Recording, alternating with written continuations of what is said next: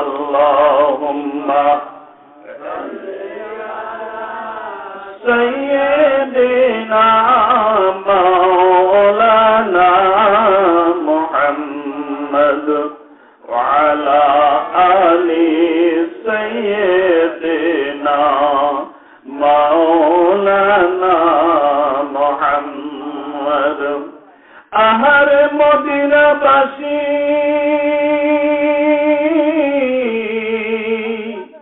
ধন্য তোদের জীবন,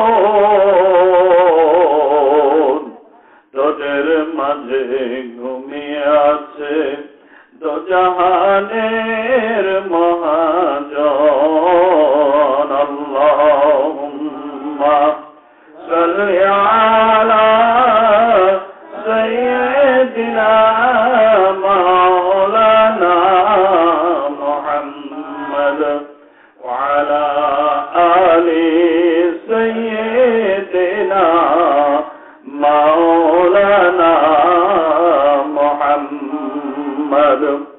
পাপ মুছিল, আধার ঘুচিল, পাপ মুছিল, আধার ঘুচিল, পাক হইল মক্কা ভূমি। আধার আরব আলোতে ঝলমল, তোমার পাক কদম চুমি।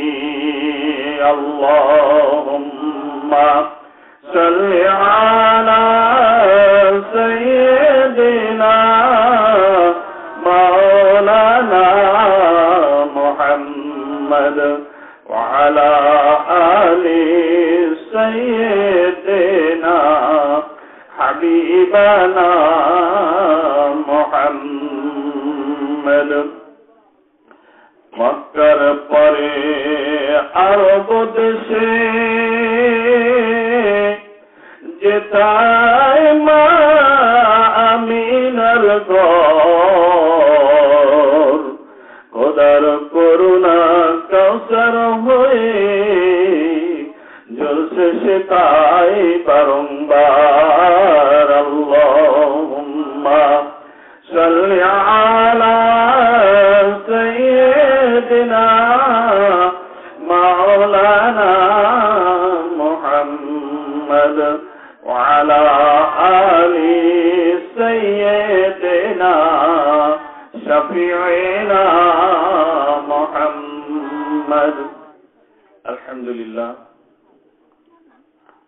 অধ্যকার মাহফিলের সম্মানিত সদর এবং আমার পূর্বের আলোচক মণ্ডলী, উপস্থিত উলামায়ে কেরাম, ফুজালায়ে ইলম, সামনে উপবিষ্ট দিনদার পরহেজগার আল্লাহর মহব্বতের বান্দাগণ, রাহিমানা ওয়া রাহিমাকুমুল্লাহ। সর্বপ্রথম সেই রব্বুল আলামিনের দরবারে কালিমাতুশ শুকর আদায় করছি যে রব্বুল আলামিন আপনাকে আমাকে অত্র এলাকার মধ্যে হাজার হাজার মানুষের মধ্যে যাচাই বাছাই করে আল্লাহর জান্নাত দেওয়ার জন্য, জীবনের গুনাহগুলি মাফ করে দেওয়ার জন্য আমার আল্লাহ তাআলা মনোনীত করে এখানে হাজির করে দিয়েছেন। এজন্য সবাই আল্লাহর শুকরিয়া আদায় করে বলি আলহামদুলিল্লাহ। আজকে আপনি আমি যদি বোবা হতাম, বধির হতাম, কানে যদি শুনতে না পারতাম, তাহলে আজকে এই মহতি মাহফিলে আমাদের আসা সম্ভব হতো না। কানে যখন শুনি না, কি শুনতে যাবে? আর যে শুনতে পারে না সে বলতেও পারে না। যে বধির, বোবা, আল্লাহ তাআলা আপনাকে আমাকে কত ইহসান করেছে, কত ভালোবেসেছে যে আমাদেরকে আল্লাহ তাআলা বোবা বধির তৈরি করেন নাই। এজন্য যদি আমরা আল্লাহর শুকরিয়া আদায় না করি, আল্লাহ আমাদের কঠিন শাস্তি দেবেন। আর যদি শুকরিয়া আদায় করি, আল্লাহ তাআলা আমাদের নিয়ামতকে আরো বাড়িয়ে দেবেন। বলুন সুবহানাল্লাহ। আসলে ওয়াজ নসিহত শোনার লোক না থাকলে বলা যায় না। যে কয়জন লোক আপনারা সামনে বসে আছেন, আমার মনে হয় এত কম সংখ্যক লোক নিয়ে মিলাদও আমার জীবনে আমি খুব কম করছি। ওয়াজ তো দূরের কথা। আপনারা জানেন আমার ওখানে খানকা শরীফ আছে, সেখানে প্রতি সপ্তাহে জিকির মাহফিল হয়। এর থেকে ডাবলেরও বেশি লোক হয় প্রতি শুক্রবারে। আর মাসিক যে মাহফিল হয় মনে করে নিতে পারেন এর থেকে 10-15 গুণ বেশি লোক হয়। এর থেকে 10-15 গুণ লোক বেশি হয়। তো যাই হোক, এত বেশি মানুষের মধ্যে আলোচনা করার যাদের অভ্যাস, কম মানুষের মধ্যে তারা আলোচনা করতে পারে না, আলোচনা হয় না। এটা মিলাদের মাহফিল হলে সবচেয়ে ভালো হতো। মিলাদের মাহফিল হলে সবচেয়ে ভালো হতো। তো যাক, আলহামদুলিল্লাহ, আল্লাহ তাআলা নিয়ে আসছেন। চেষ্টা করব কিছু কথা বলবার জন্য, যদি আল্লাহ তাআলা তৌফিক আতা করেন। আপনারা একটু ধৈর্য সহকারে শ্রবণ করবেন। তবে আপনাদের নিজের কদর, আপনাদের নিজের দাম যদি আপনারা বুঝতে পারেন, তাহলে নিশ্চয়ই আপনারা বড় খুশি হবেন। কি বলেন, তাই না?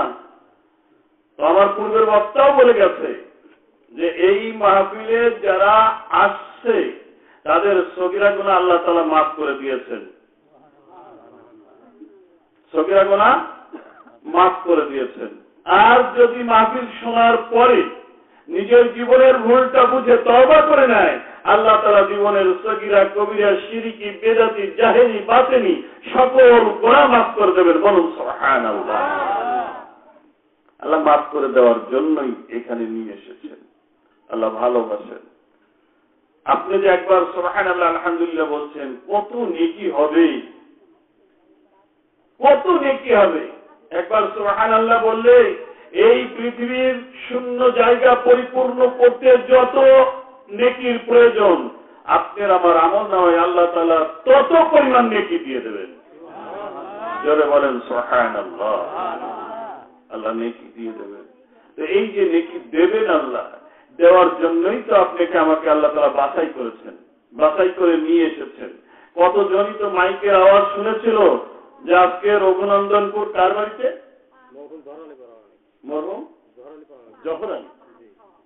মরহুম জহর আলী পরামানিকের বাড়িতে ওয়াজ মাহফিল হবে। কি বলেন, হাজার হাজার মানুষের কানে পৌঁছায় নাই, কিন্তু আসতে পারে নাই। দেখলাম আপনাদের এখানে 2টা দোকানে বোধ হয় এর থেকেও বেশি লোক সেখানে বসে আড্ডা মারতেছে।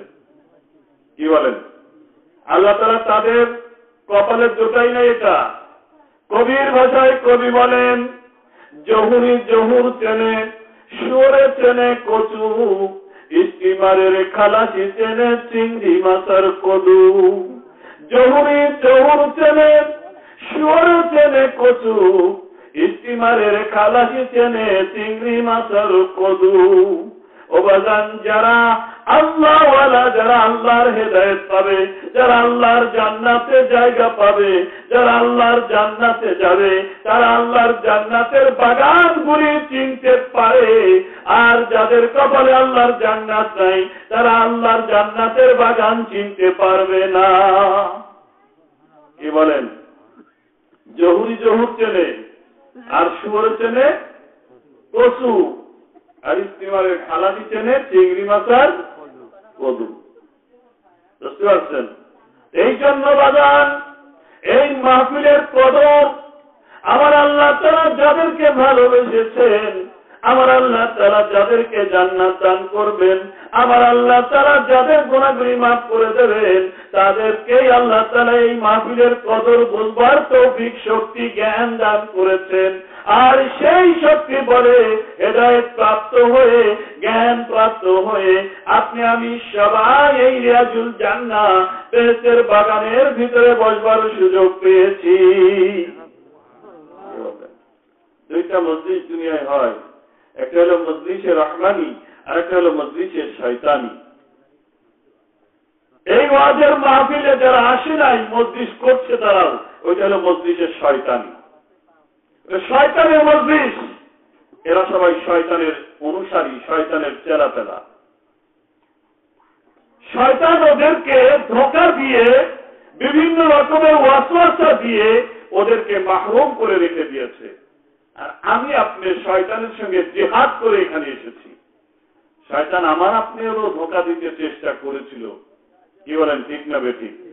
বিভিন্ন অজুহাত, শরীর খারাপ, ঘুম আসতেছে, বাড়ি পাহারা দেওয়ার কেউ নাই, কি বলেন, বিভিন্ন রকমের অজুহাত শয়তান দিয়েছিল। সব উপেক্ষা করে শয়তানের সঙ্গে জিহাদ করে গাজী দেশে আমরা সবাই রিয়াজুল জান্নার ভিতরে প্রবেশ করেছি, বলুন সুবহানাল্লাহ। এইখানে আসলে আল্লাহকে পাওয়া যায়, এখানে আসলে নবীকে পাওয়া যায়। আর একজন মানুষ তার উদ্দেশ্যই থাকে নবীকে পাওয়া। একজন মানুষ তার উদ্দেশ্যই থাকে কি? নবীকে পাওয়া। উদ্দেশ্যই থাকে আল্লাহকে পাওয়া। কি করে আল্লাহকে পাওয়া যাবে? কি করে নবীকে পাওয়া যাবে? এই উদ্দেশ্য নিয়ে মানুষ নামাজ পড়ে, রোজা করে, হজ করে, যাকাত দেয়, পর্দা করে, জিহাদ করে, তাবলীগ করে, যা কিছু করে, উদ্দেশ্য একটাই, কি করে আল্লাহকে পাবো, কি করে আল্লাহর সন্তুষ্ট করতে পারবো। আর এই আল্লাহর সন্তুষ্ট করার পদ্ধতি শিখবার জন্য, এলেম জ্ঞান অর্জন করবার জন্য এই মাহফিলে আসতে হয়। কিন্তু মাহফিলে আসার পরেই যদি আমরা জ্ঞান অর্জন করতে না পারি, সেটাও আবার আরেক ধরনের দুঃখজনক। তো যাই হোক, আল্লাহ তাআলা যেহেতু আপনাকে আমাকে যাচাই বাছাই করে এই রিয়াজুল জান্নার ভিতরে এনেছেন, এখানে আসলে আল্লাহর ওলি হওয়া যায়। এখানে আসলে আল্লাহর ওলি হওয়া যায়। কোরআন হাদিস হলো প্র্যাকটিক্যাল। কোরআন হাদিস হলো প্র্যাকটিক্যাল, থিওরিক্যাল। আর এই কোরআন হাদিসের থিওরি দিয়ে এখানে প্র্যাকটিক্যালে শিক্ষা দেওয়া হবে কি করে আল্লাহরে পাওয়া যায়। এটা হলো প্র্যাকটিক্যাল মজলিস। আমরা কোরআনে পড়েছি, হাদিসে পড়েছি, প্র্যাকটিক্যাল মজলিসে এসে এখন সেইটা আমরা বুঝে নেব। আল্লাহর ওলি হযরত জামবিদ রাহমাতুল্লাহ আলাইহি মনে মনে নিয়ত করলেন, আমি বাইতুল্লাহ কাবা তাওয়াফ করতে যাব এবং মদিনায় আমার নবীর রওজা মুবারক জিয়ারত করবার জন্য যাব। হযরত জামবিদ রাহমাতুল্লাহ আলাইহি এই নিয়তখানা করে নিয়ে ঘোড়ায় সওয়ারি হয়ে ঘোড়ার পিঠের উপরে চড়ে মক্কা মদিনার দিকে রওনা দিলেন। কিন্তু আল্লাহর ইচ্ছা, এই ঘোড়াটি মক্কা মদিনার দিকে যায় না। ঘোড়াটি মক্কা মদিনার বিপরীত দিকে, রোমের দিকে যেতে শুরু করে দিল। জামবিদ রাহমাতুল্লাহ আলাইহি ঘোড়াটিকে মারতে শুরু করে দিলেন। মার খেতে খেতে ঘোড়াটি জমিনের উপরে মরুভূমির মধ্যে পড়ে গেল, শুয়ে পড়ল। কিন্তু তবু ঘোড়াটি মক্কা মদিনার দিকে যায় না। জামবিদ রাহমাতুল্লাহ আলাইহি কি করলেন? ঘোড়ার উপর থেকে নেমে পড়লেন। চিন্তা করলেন, ঘোড়া যখন মক্কা মদিনার দিকে যাবে না, আমার পরিবার মধ্যে আল্লাহর ইশকের আগুন জ্বলে গেছে, আমার নবীর প্রেমের ইশকের আগুন জ্বলে গেছে। আমি মক্কা মদিনায় না গিয়ে আর থাকতে পারবো না। ঘোড়া যদি না যায়, আমি জামবিদ হেঁটে হলেও মক্কা মদিনায় চলে যাব। জামবিদ রাহমাতুল্লাহ আলাইহি মক্কা মদিনার দিকে হাঁটা দিলেন।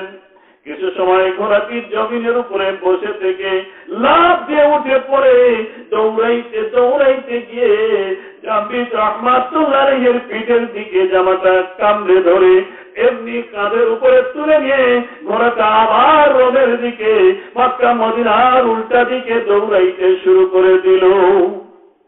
এবার জামবিদ রাহমাতুল্লাহ আলাইহি চিন্তা করলেন, ইত্তাকু ফিরাশাতাল মুমিনুন লিয়ানজুরু বিনূরিল্লাহ। তোমরা আল্লাহর ওলিদের দৃষ্টিকে ভয় করো, তোমরা আল্লাহর ওলিদের দৃষ্টিকে ভয় করো, তোমরা আল্লাহর ওলিদের দৃষ্টিকে ভয় করো। কেন? আল্লাহর ওলিরা আল্লাহর নূরের দৃষ্টি দিয়ে তাকায়। আল্লাহ রলিরা কি দিয়ে তাকায়? নূরের দৃষ্টি দিয়ে তাকায়। এবার জামবিত রহমাতুল্লাহ আলাইহি কাশফের মুকামে বসে পড়লেন, নূরের চক্ষুখানা খুলে দিলেন, অন্তর চক্ষুখানা খুলে দিলেন, নূরের দৃষ্টি দিয়ে তাকাইয়া দেখলেন আমার আল্লাহ তাআলা ঘোড়াটার দিল এমন করে দিয়েছে যে ঘোড়া মক্কা মদিনার দিকে যাবে না, ঘোড়া রোমের দিকে যাবে।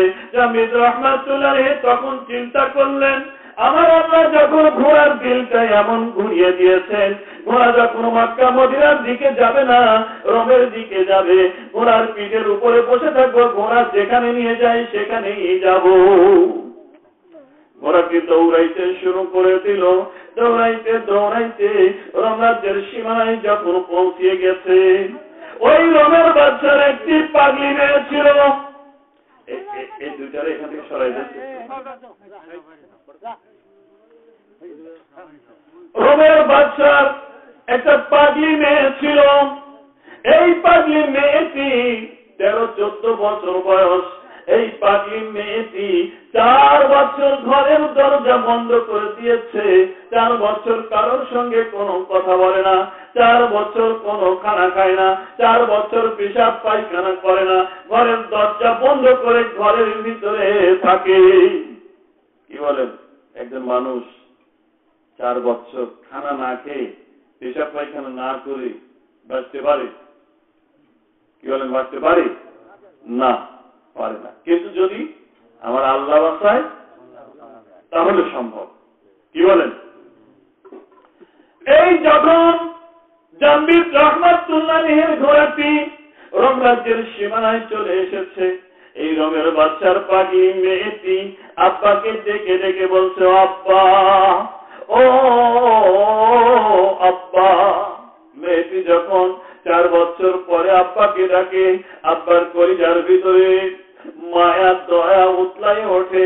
আব্বা দৌড়াইতে দৌড়াইতে গিয়ে দরজার কাছে গিয়ে দাঁড়িয়ে বলে, মা, ও পাগলি মা, মা, আর 4 বছর তুমি কথা বলো না মা।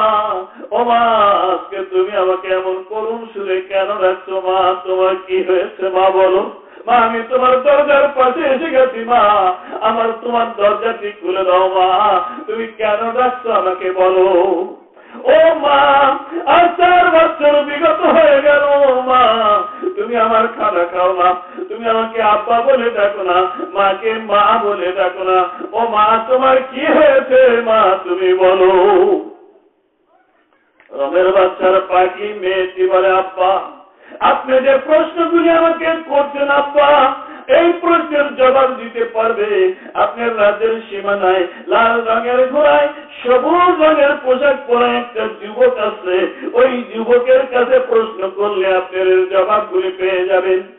রোমের বাচ্চার সঙ্গে সঙ্গে লোক লস্কর পাঠিয়ে দিলেন, রাজ্যের সীমানায় পাঠিয়ে দিলেন, যাও লাল রঙের ঘোড়ায় সবুজ পোশাক পরা যে যুবককে পাবে ওই যুবককে আমার দরবারে নিয়ে আসবে।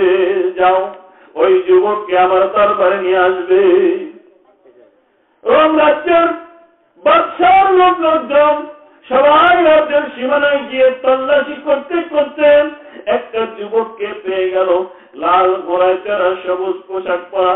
এই যুবককে যখন রোম রাজার নিকটে নিয়ে আসা হলো, রোমের বাচ্চার কাছে যখন নিয়ে আসা হলো, তখন এই আল্লাহর ওলি জামবিত রহমাতুল্লাহ চিন্তা করছেন, আমার ঘোড়াটি রোম রাজ্যের সীমানায় পৌঁছিয়ে গেছে। রোমের বাচ্চা কি করে বুঝতে পেরেছে? হয়তো বা রোমের বাচ্চা আল্লাহর ওলি হবে। ইত্তাকু বিরাশাতাল মুমিনুনা লিয়ানজুরু বিনুরিল্লাহ। রোমের বাচ্চা হয়তো আল্লাহর ওলি হবে, সে তার নূরের দৃষ্টি দিয়ে তাকিয়ে হয়তো আমাকে দেখেছে। আল্লাহর ওলির খবর আর এক আল্লাহর ওলির নিকটে থাকে। সুতরাং যাই, রোমের বাচ্চার কাছে যাই। রোমের বাচ্চার দরবারে যখন জামবিত রহমাতুল্লাহ চলে এসেছেন, এসে দেখেন রোমের বাচ্চার দাড়ি চাঁচা। রোমের বাচ্চা আল্লাহর ওলি হতে পারে না, দাড়ি চাঁচা লোক কখনো আল্লাহর ওলি হতে পারে না। পাল্টে গেল নিয়তটা, পাল্টে গেল ধারণাটা। জিজ্ঞাসা করলেন, ও রোমের বাচ্চা, কেন আপনি আমাকে ডেকেছেন? আর আমি আপনার রাজ্যের সীমানায় যে দাঁড়িয়ে আছিলাম, আপনি কি করে বুঝতে পেরেছেন? তখন রোমের বাচ্চা বলছেন, ও যুবক, আমি তোমাকে চিনি না। ও যুবক, আমার একটা পাগলি মেয়ে আছে, আমার পাগলি মেয়েটা 4 বছর কথা বলে না, আর 4 বছর আমাকে আব্বা বলে ডাকে না। ও যুবক, আর 4 বছর আমার মেয়ে কোনো খানা খায় না, পেশাব করে না, পায়খানা করে না।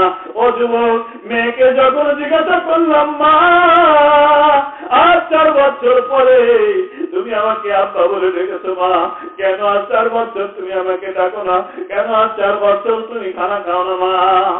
আমার মেয়েকে যখন প্রশ্ন করলাম, আমার পাগলি মেয়েটি বলল, ও আব্বা, আপনার এই প্রশ্নের জবাব দেওয়ার জন্য আপনার রাজ্যের সীমানায় লাল রঙের ঘোড়ার উপরে সবুজ পোশাক পরা একজন আল্লাহর ওলি দাঁড়িয়ে আছে, তাকে আপনি জিজ্ঞাসা করেন, প্রশ্নের উত্তর দিয়ে দিতে পারবে। ও যুবক, তাই আমি তোমাকে ডেকে নিয়ে এসেছি, আমার মেয়ের প্রশ্ন যে করেছিলাম সেই জবাবগুলি তুমি আমাকে দাও। জাম্বির রাহমাতুল্লাহ আলাইহি বললেন, আর বিলম্ব নয়, চলেন আপনার পাগলি মেয়েটি কোথায় আমি সেখানে যাব। এই পাগলি মেয়েটির দরজার সামনে গিয়ে হযরত জাম্বির রাহমাতুল্লাহ আলাইহি বলছেন, ও রবের বাচ্চার পাগলি মেয়ে, কেন তুমি আমাকে ডেকে পাঠিয়েছো? কেন আজ 4 বছর তুমি কথা বলো না? দরজা খোলো, আমি তোমার সঙ্গে কথা বলবো। রবের বাচ্চার পাগলি মেয়েটি বলছে, ও জাম্বি,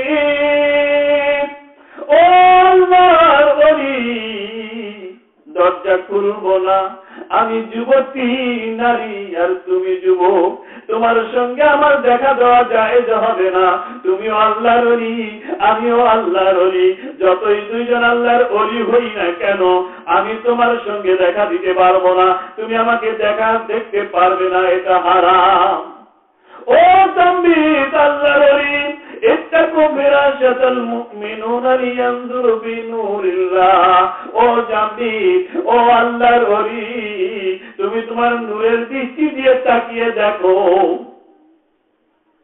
জাম্বি রাহমাতুল্লাহ আলাইহি মুরাকাবায় বসে গেলেন, কাশফুল মুকামে বসে গেলেন। কাশফের মুকামে বসে দেখতে পেলেন রোমের বাচ্চার পাগলি মেয়েটি মাঝখানে বসে আছে, 2 চোখ দিয়ে ঝরঝর করে পানি পড়ছে। ডান পাশে আমার আল্লাহর কাবা, বাম পাশে আমার রাসূল পাক সাল্লাল্লাহু আলাইহি ওয়াসাল্লাম বসে আছেন। বলেন সুবহানাল্লাহ। ও পাগলি মেয়ে, এই জন্য বোধহয় আমি মক্কা মদিনায় যেতে চেয়েছিলাম। কাবা যখন তোমার নিকটে, রাসূল যখন তোমার নিকটে, মক্কা মদিনায় গিয়ে কি করব? এই জন্য আমার আল্লাহ মক্কা মদিনায় আমাকে যেতে দেয় নাই, আমার ঘোড়ার দিলটা ঘুরাই দিয়েছে, আমার ঘোড়াটাকে তোমার কাছে নিয়ে এসেছে। ও পাগলি মেয়ে, এটা কি করে সম্ভব হলো?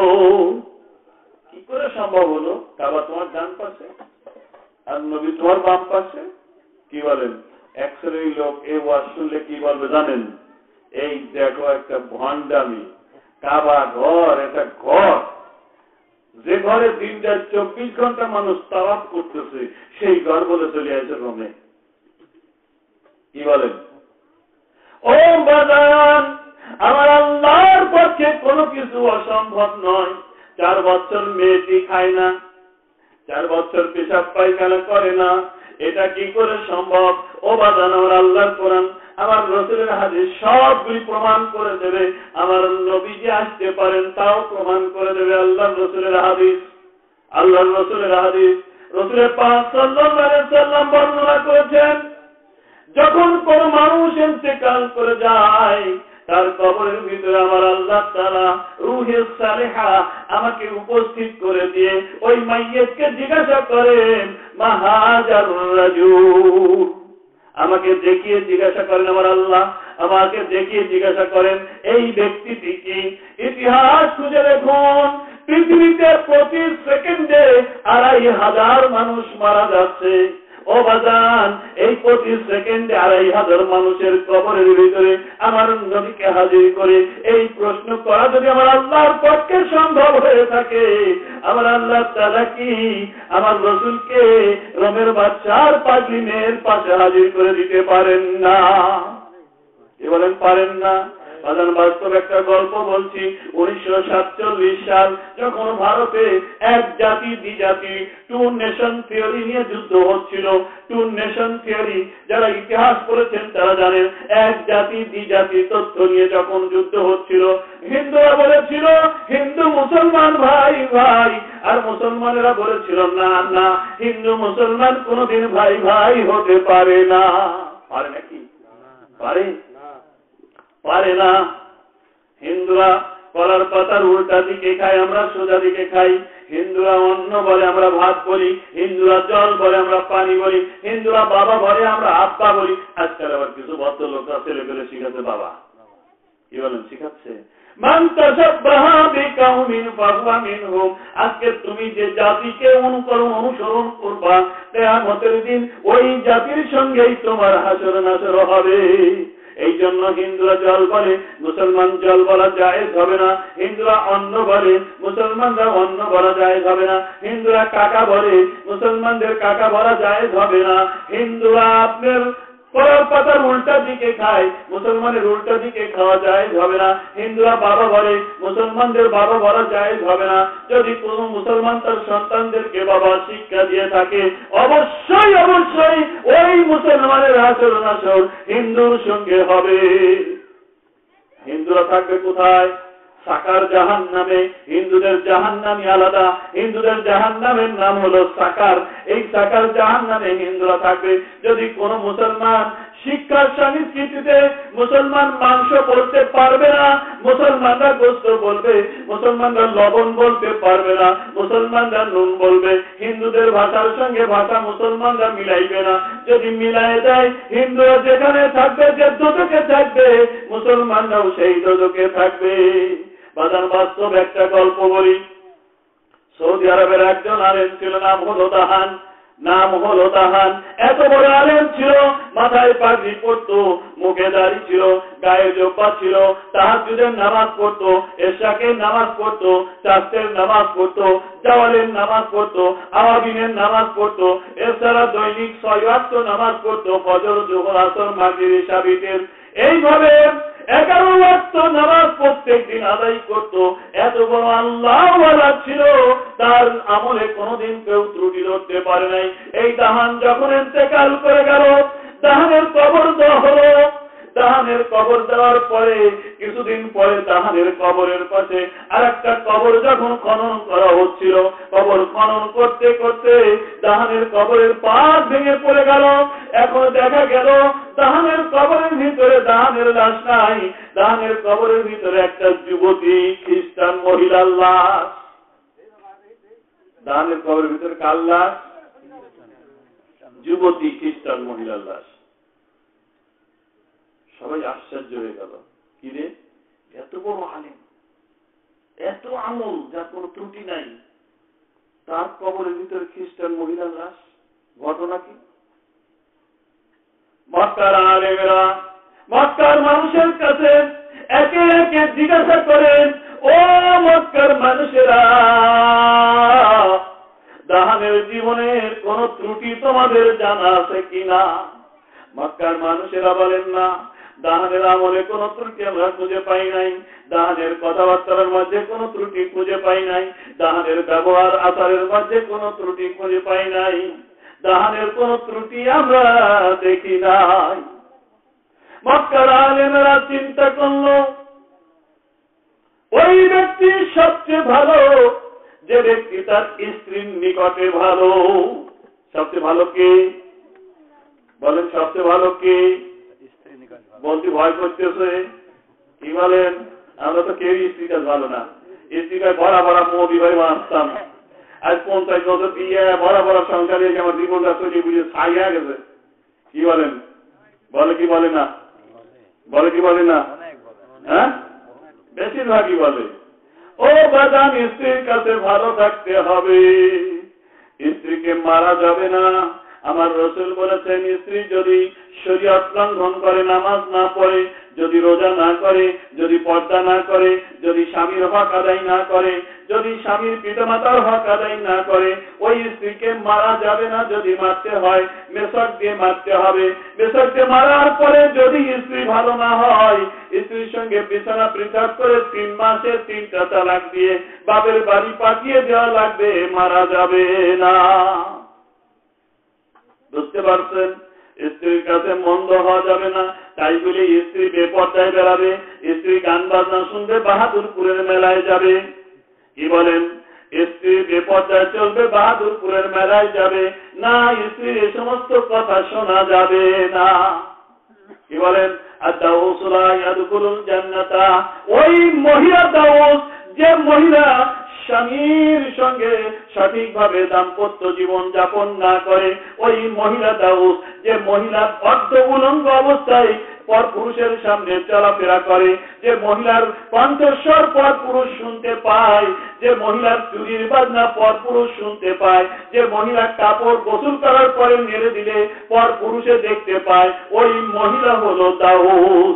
ওই মহিলা যখন জাহান্নামে যাবে বাবা, 5 জন পুরুষকে নিয়ে যাবে, একলা যাবে না। একজন মহিলা যখন জাহান্নামে যাবে, কয়জনকে নিয়ে যাবে? 5 জনকে নিয়ে যাবে। 1 নম্বর বাপ, 2 নম্বর স্বামী, 3 নম্বর বড় ছেলে, 4 নম্বর বড় ভাই, 5 নম্বর হলো শ্বশুর। এই 5 জন হলো মহিলার শাসক। এই 5 জন হলো মহিলাকে শাসন করবে। ওই মহিলা যেন বেপর্দায় চলতে না পারে। যে মহিলা বেপর্দায় চলে, ওই মহিলা হলো দাউস। আর দাউস লা ইয়াদখুলুল জান্নাতা, জান্নাতের দরজায় লেখা আছে যে মহিলা দাউস, ওই মহিলা আল্লাহর জান্নাতে যাবে না। আল্লাহর রাসূল সাল্লাল্লাহু আলাইহি সাল্লাম মেরাজ থেকে ঘুরে এসে সাহাবাদের কাছে বলছেন, আমার সাহাবীরা, 2 শ্রেণীর মানুষ ভাগ হয়ে যাবে মৃত্যুর পরে। 1 শ্রেণীর রূহগুলি যাবে ইল্লিউনে, সেখানে জান্নাতি হাওয়া চালু আছে। আর 1 শ্রেণীর রূহগুলি যাবে সিজ্জিনে, এটা হলো মাটির নিম্ন দিকে, এখানে দাউ দাউ করে আগুন জ্বলছে। এই 2 ভাগে রূহ ভাগ হয়ে যাবে। ও আমার সাহাবীরা, আমি দেখে আসলাম এই সিজ্জিনের মধ্যে জাহান্নামের ভিতরে মহিলারা বেশি। কারা বেশি? মহিলারা বেশি। সাহাবা আজমাইন জিজ্ঞাসা করলেন, ইয়া রাসূলুল্লাহ, কারণ কি? আমার রাসূল বললেন, মহিলারা অধিকাংশ গীবত গায়, অন্যের পর সমালোচনা নিয়ে। 3 জন যদি এক জায়গায় বসে, ওই কার মিয়া পেট ফেলাইছে, কার মিয়া মারা গেছে, এই সমস্ত গল্প ছাড়া আর দ্বিতীয় কোনো গল্প জানে না। এমনকি এই মহিলারা এমন বেহায়া, রাত্রে স্বামীর সঙ্গে কেমন আচরণ করছে তা পর্যন্ত গল্প করে দেয়। এইটা জায়েজ না হারাম? কোন মহিলা স্বামীর সঙ্গে রাত্রে যে গল্প গুজব করেছে, যে মেলামেশা করেছে, এই কিচ্ছা কাহিনী কখনো কারোর কাছে প্রকাশ করা যাবে না, হারাম। এই জন্য মহিলারা গীবত গায়। আর 2 নম্বর হলো মহিলা বেপর্দায় চলে। আর হলো মহিলারা স্বামীর নাফরমানি করে। স্বামী যদি শাড়ি কিনে এনে দেয়, কি 50 শাড়ি আনিয়ে দেছো, আমার কাছে টাকা দিলে আমি কিনে আনতাম। ও যদি বাজারে গিয়ে দুনিয়ার সবচেয়ে খারাপ কাপড় কিনে আনে, তারপরেও এসে বলবে আমি সবচেয়ে ভালো আনছি। যদি দেওরা এনে দেয়, আরো বেশি খুশি হয়। কি বলেন? এই যে স্বামীর নাফরমানি আর গীবত, এই 2টা কারণে মহিলারা বেশি জাহান্নামে যাবে। কয়টা কারণে? 2টা কারণে। একটা হলো গীবত, বেপর্দা, আর একটা হলো স্বামীর নাফরমানি, স্বামীর অবাধ্যতা। স্বামীর অবাধ্যতা। কি বলেন? কিন্তু স্বামী স্ত্রীকে শাসন করতে পারবে যদি বেপর্দায় চলে, নামাজ না পড়ে, আর স্বামীর হক অর্থাৎ দাম্পত্য জীবন যাপন ঠিক মতো না করে, তাহলে স্বামী শাসন করতে পারবে। কিন্তু তরকারিতে নুন কম হয়েছে, মরিচ কম হয়েছে, কি বলেন, গামছাটা ছেলে ময়লা করছে, এজন্য স্ত্রীকে কিছু বলা যাবে না। আমার রাসূল সাল্লাল্লাহু আলাইহি ওয়াসাল্লাম বলেছেন, যেদিন তরকারিতে লবণ একটু, নুন একটু কম হতো, আমার রাসূল 2 বার আলহামদুলিল্লাহ বলতেন। কি বলেন? যদি হলুদ একটু বেশি হতো, 2 বার আলহামদুলিল্লাহ বলতেন। কিন্তু আজকে আমরা বিপরীত, যদি একটু নুন বেশি হয়ে যায় বা কম হয়ে যায়, হলুদ যদি একটু বেশি হয়ে যায়, সঙ্গে সঙ্গে উঠে খাঁটি দিয়ে পিটানি শুরু করে দেয়। কি বলেন? এটা যেমন জায়েজ নাই, তেমন মেয়েরা স্বামীর কোন কর্মকাণ্ডে অপছন্দ করা জায়েজ নাই। দুইটা কারণে মেয়েরা জাহান্নামে থাকবে। একটা হলো দাউস বেপর্দা, আর একটা হলো স্বামীর হক পালন করে না। মক্কার আলেমরা আল্লাহর রাসূলের এই হাদিস খানা পড়লেন, ওই ব্যক্তি বেশি ভালো যে ব্যক্তি তার স্ত্রীর নিকটে ভালো। সুতরাং দাহানের স্ত্রীর কাছে যাই, চলো দাহানের স্ত্রীর কাছে গিয়ে কোনো তথ্য পাওয়া যায় কিনা। এর মধ্যে যখন দাহানের কবর খুঁড়ে এই খ্রিস্টান মেয়ের লাশ দেখা গেল, হঠাৎ একজন ইউরোপিয়ান হাজী সাহেব চলে আসলেন খবরটা পেয়ে। হজ করতে এসেছেন, এই খবর পেয়ে তিনি চলে আসলেন। আসার পরে যখন দেখলেন কবরের মাঝে যে যুবতী মেয়ের লাশটি শোয়ানো আছে, এই যুবতী মেয়েটির বাড়ি হলো আমার বাড়ির কাছে। ইউরোপিয়ান হাজী সাহেব বলছে, ও মক্কার আলেমেরা, আমি বুঝতে পারলাম না এই দাহানের কবরের মাঝে যে মেয়েটির লাশ শোয়ানো আছে, এই মেয়েটির বাড়ি হলো আমার বাড়ির কাছে, অথচ মেয়েটি হলো খ্রিস্টান মেয়ে। কি মেয়ে? খ্রিস্টান মেয়ে। মক্কার আলেমেরা তখন ইউরোপের হাজী সাহেবকে বললেন, ও হাজী সাহেব, আপনি বাড়ি ফিরে গিয়ে খবর নেবেন যে এই মেয়েটি মারা গেছে না বেঁচে আছে। যদি মারা গিয়ে থাকে তাহলে ওর আত্মাকে জিজ্ঞাসা করবেন ও কেমন ছিল। এরপরে আপনি এর সমাধি যেখানে করা হয়েছে সেইখানে খনন করে দেখবেন কি অবস্থা। ইউরোপিয়ান হাজী সাহেব দেশে ফিরে গেলেন, যে খবর পেলেন সত্যি সত্যি বাড়ির পাশের ওই খ্রিস্টান মেয়েটি ইন্তেকাল করেছে। ওর আব্বাকে জিজ্ঞাসা করলেন, তোমার মেয়ে কেমন ছিল? ওর আব্বা বলছে, আমার মেয়ে একটা বেয়াদব মেয়ে ছিল, আমাদের অবাধ্য ছিল, আমাদের কথা শুনতো না। যদিও খ্রিস্টান, আমাদের কথা অবাধ্য হয়ে মুসলমান ধর্মের নিয়ম নীতি পছন্দ করত, ভালোবাসত, মুসলমানের ধর্ম যতটুকু পারত আমল করত। জোরে বলেন না সুবহানাল্লাহ। একজন খ্রিস্টানের মেয়ে খ্রিস্টানের ঘরে বসবাস করে পিতামাতার সঙ্গে বিদ্রোহ করে পিতামাতার অবাধ্য হয়ে ইসলাম ধর্মের নিয়ম নীতিগুলি ভালো লেগেছে, আমল করেছে যতটা। কি বলেন? খ্রিস্টানের ঘর থেকে তো সব আমল করা যায় না, যায় নাকি? কিন্তু ভালোবাসছে এবং যতটা পারছে আমল। এই খবর যখন বাপের কাছে শুনল, ইউরোপিয়ান হাজী সাহেব ইউরোপের মাওলানা সাহেবদের ইমাম সাহেবদেরকে বললেন, ও ইউরোপের আলেমেরা, ও ইউরোপের মাওলানা সাহেবেরা, ও ইউরোপের ইমাম সাহেবেরা, মক্কার আলেমেরা আমার একটা কথা বলেছে, আমি মক্কায় একটা আশ্চর্যজনক ঘটনা দেখে এসেছি। কি দেখেছে বলো? ইউরোপের হাজী সাহেব বলছেন, ও ইউরোপের মাওলানা সাহেবরা, মক্কার একজন বিশিষ্ট আলেম ছিল, নাম করা আলেম ছিল দাহান। এই দাহান ইন্তেকাল করেছিল। দাহানের কবরের মাঝে আমি দেখে এলাম আমার বাড়ির পাশে যে খ্রিস্টান মেয়েটি ইন্তেকাল করেছে, এই মেয়েটির লাশ আমি দেখে এলাম। মক্কার আলেমদের কাছে যখন এই ঘটনা আমি খুলে বললাম, মক্কার আলেমেরা আমাকে বলেছে এই মেয়েটির সমাধি খনন করবার জন্য। তোমরা কি বলো?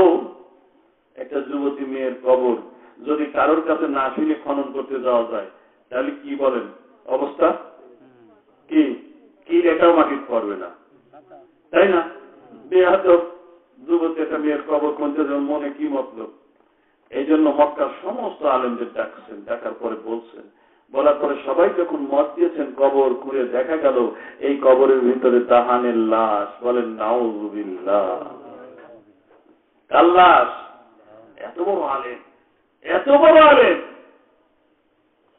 এইবার ইউরোপের আলেমেরা, ইউরোপের হাজী সাহেব মক্কার আলেমদের কাছে জানিয়ে দিলেন, আমি ওই আমার বাড়ির পাশের খ্রিস্টান মেয়ের আব্বার সঙ্গে কথা বলেছি। ওর আব্বা বলেছে আমার মেয়ে আমাদের অবাধ্য ছিল, ইসলাম ধর্মের নিয়ম নীতিগুলি ভালোবাসত, ইসলাম ধর্মের আইন কানুনগুলি ভালোবাসত, মনে প্রাণে ভালোবাসত। যদিও খ্রিস্টান পরিবারে বাস করে সব কিছু আমল করতে পারে নাই, যতটা সম্ভব মুসলমানের ধর্মের উপরে আমল করেছে, কিন্তু আমল করতে না পারলেও মুসলমানের নিয়ম নীতিগুলি সব মনে প্রাণে ভালোবাসত।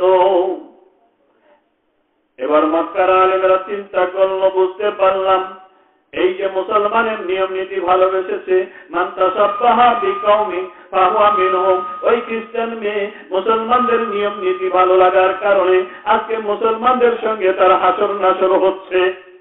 কিন্তু দাহানের অবস্থা কি? দাহানের লাশ কেন ওই সমাধিতে গেল?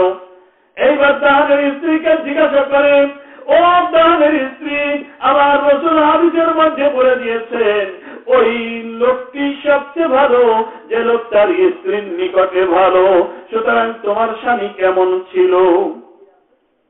দাহানের স্ত্রী বলে, ও মক্কার আলেমেরা, আমার স্বামীর মতো ভালো স্বামী পৃথিবীতে দ্বিতীয়টি আর নাই, ছিল না।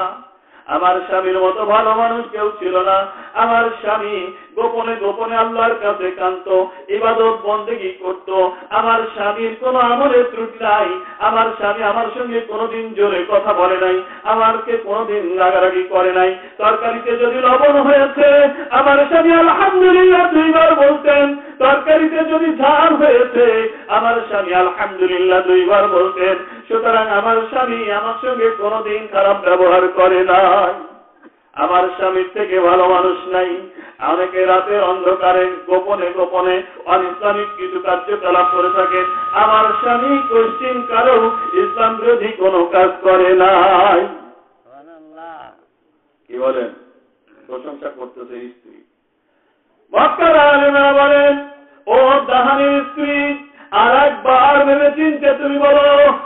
দাহানের স্ত্রী বলছেন, আমার একটা কথা মনে পড়ে, ওই দিন আমারও খারাপ লেগেছিল। ওই দিন প্রচন্ড শীতের রাত ছিল। ওই দিন প্রচন্ড শীতের রাত ছিল। এই শীতের সময় আমি এবং আমার স্বামী দুইজন আমাদের ভিতরে মধুর মিলন হয়েছিল, গোসল ফরজ হয়ে গিয়েছিল।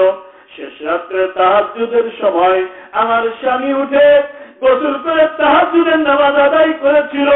কিন্তু যখন গোসল করতে যাচ্ছিল আমার স্বামী তখন বলেছিল, খ্রিস্টান ধর্মে ফরজ গোসল করা লাগে না, তাদের এই শীতের সময় ইবাদত বন্দেগী করা সহজ হয়, আর আমাদের ইসলাম ধর্মে ফরজ গোসল করে ইবাদত করতে কষ্ট হয়। এই কথাটি বলেছিল মাত্র, কিন্তু গোসল করে তাহাজ্জুদের নামাজ আদায় করেছিল।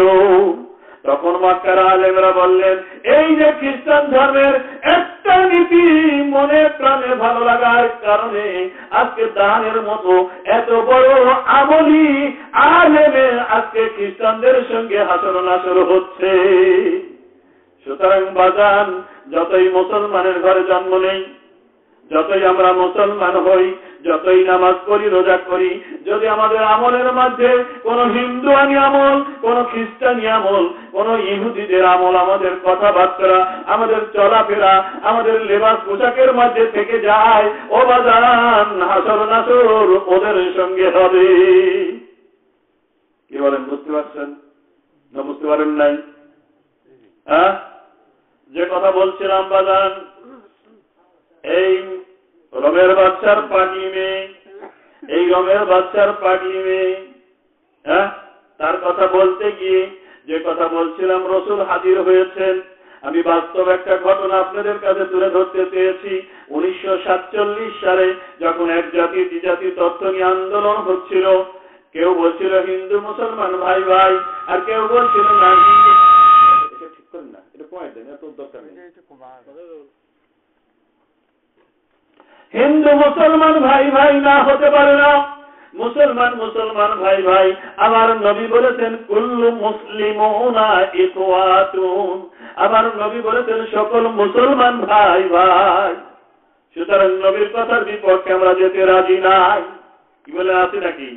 হিন্দু মুসলমান ভাই ভাই আমার রসুল বলেন নাই। আমার রসুল বলেছেন মুসলমান মুসলমান ভাই ভাই। সুতরাং আমার নবীর বিরুদ্ধে আমরা যেতে রাজি নাই। হ্যাঁ, একদল মানুষ এটা মেনে নিল, আরেকদল মানুষ যখন মেনে নিল না, তখন ভারতের হিন্দুরা কি করলো? মুসলমানদেরকে ধরে ধরে জবাই করলো, বিশেষ করে মুসলমানদের আলেমদেরকে ধরে ধরে জবাই করলো। ইতিহাসের পাতায় দেখা হয়েছে বাবা, ইতিহাসের পাতায় লেখা হয়েছে বাজান, ভারতের ট্যাঙ্ক রোডে বড় বড় কৃষ্ণচূড়া গাছ ছিল। এই বড় বড় গাছে আলেমদেরকে ঝুলায় ঝুলায় মারা হয়েছিল। এই আলেমদের রক্তটা রক্তে লাল হয়ে গিয়েছিল। কারা মেরেছিল? আর আজকে আমাদের দেশের হিন্দুরা তো জামাই বাবুর মতো বাস করে। কি বলেন? হ্যাঁ, জামাই বাবুর মতো বাস করে। কেন? এই জন্য বাস করে, আমার রাসূল বলেছেন, কোন মুসলমান যদি কোন বিধর্মীর উপরে অত্যাচার করে, জুলুম করে, নির্যাতন করে, কিয়ামতের ময়দানে আমি রাসূল নিজে ওই মুসলমানের বিরুদ্ধে আল্লাহর দরবারে নালিশ করব। আল্লাহ রাসূল যদি কার বিরুদ্ধে নালিশ করে, তার পক্ষে কি আর জান্নাতে যাওয়া সম্ভব হবে? যতই মুসলমানই কওলান, যতই নামাজ পড়েন, যতই মুখে দাড়ি রাখেন, যদি আপনার দ্বারা কোন বিধর্মী নির্যাতিত হয়, নিপীড়িত হয়, তাহলে আপনার বিরুদ্ধে আল্লাহর রাসূল দাঁড়াবে। আর রাসূল সুপারিশ না করা পর্যন্ত কেউ জান্নাতে যেতে পারবে না। আর সেই রাসূল সুপারিশ করার পরিবর্তে অভিযোগ যদি করে, তার অবস্থা কি হবে বুঝতেই পারছেন। কি বলেন? বুঝতে পারেন নাই? এই জন্য আমরা মুসলমানরা বিধর্মীদের উপরে কোন নির্যাতন করি না। আমরা আল্লাহ রাসূলকে ভালোবাসি, মানি। এই সময় ভারতের একজন মুসলমান, আলেম নয় কিন্তু মুখে দাড়ি ছিল। কি বলেন? আব্দুল হালিম কি আলেম? আব্দুল হালিম আলেম নাকি? মুখে দাড়ি আছে না? রবিউল আলেম নাকি? মুখে দাড়ি আছে না? কি বলেন? আছে না? এরকম আলেম না, কিন্তু রাসূলকে ভালোবাসে, মুখে দাড়ি আছে। হিন্দুরা ধরছে, ধরার পরে কেউ বলতেছে দে বলি দিয়ে দে। কি বলতেছে? বলি দে। কেউ বলতেছে না, ওরা আটকায় তো, আর দুই চারটে ধরে নিয়েছে, একবারে বলে দেবো। কি বলেন? এই কথা বলার পরে যদি ঘরের ভিতরে তালা মেরে রেখা যায়, নিজে কানে শুনছে, এবার তার অবস্থা কি বোঝেন? যদি আপনি হতেন, কি আপনার একটা ঘরে তালা মেরে রাখতেছে আর বলতেছে আর কয়টা ধরে নিয়ে এসে একবারে বলে দেবো। কি বলেন? তখন আপনি জানতে আর থাকবে? হ্যাঁ, এই সময় আল্লাহর বান্দা ঘরের ভিতরে তালা মেরে রেখে গেছে।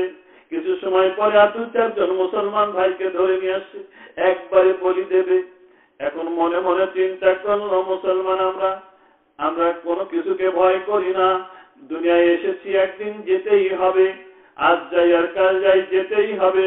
কিন্তু জীবন সায়ান্নে, এই জীবনের শেষ মুহূর্তে, 11th আওয়ারে এখন আমি কি আল্লাহকে ডাকবো, কি বলে, কি করব, কি ইবাদত করব, কি করলে আমার আল্লাহ খুশি হবে, বুঝে না পেয়ে যেহেতু আলেম মানুষ নয়, এখন চিন্তা করলো কিছুই তো জানি না, কিন্তু একটা জিনিস জানি। কি জানি? আল্লাহুম্মা সাল্লি আলা সাইয়্যিদিনা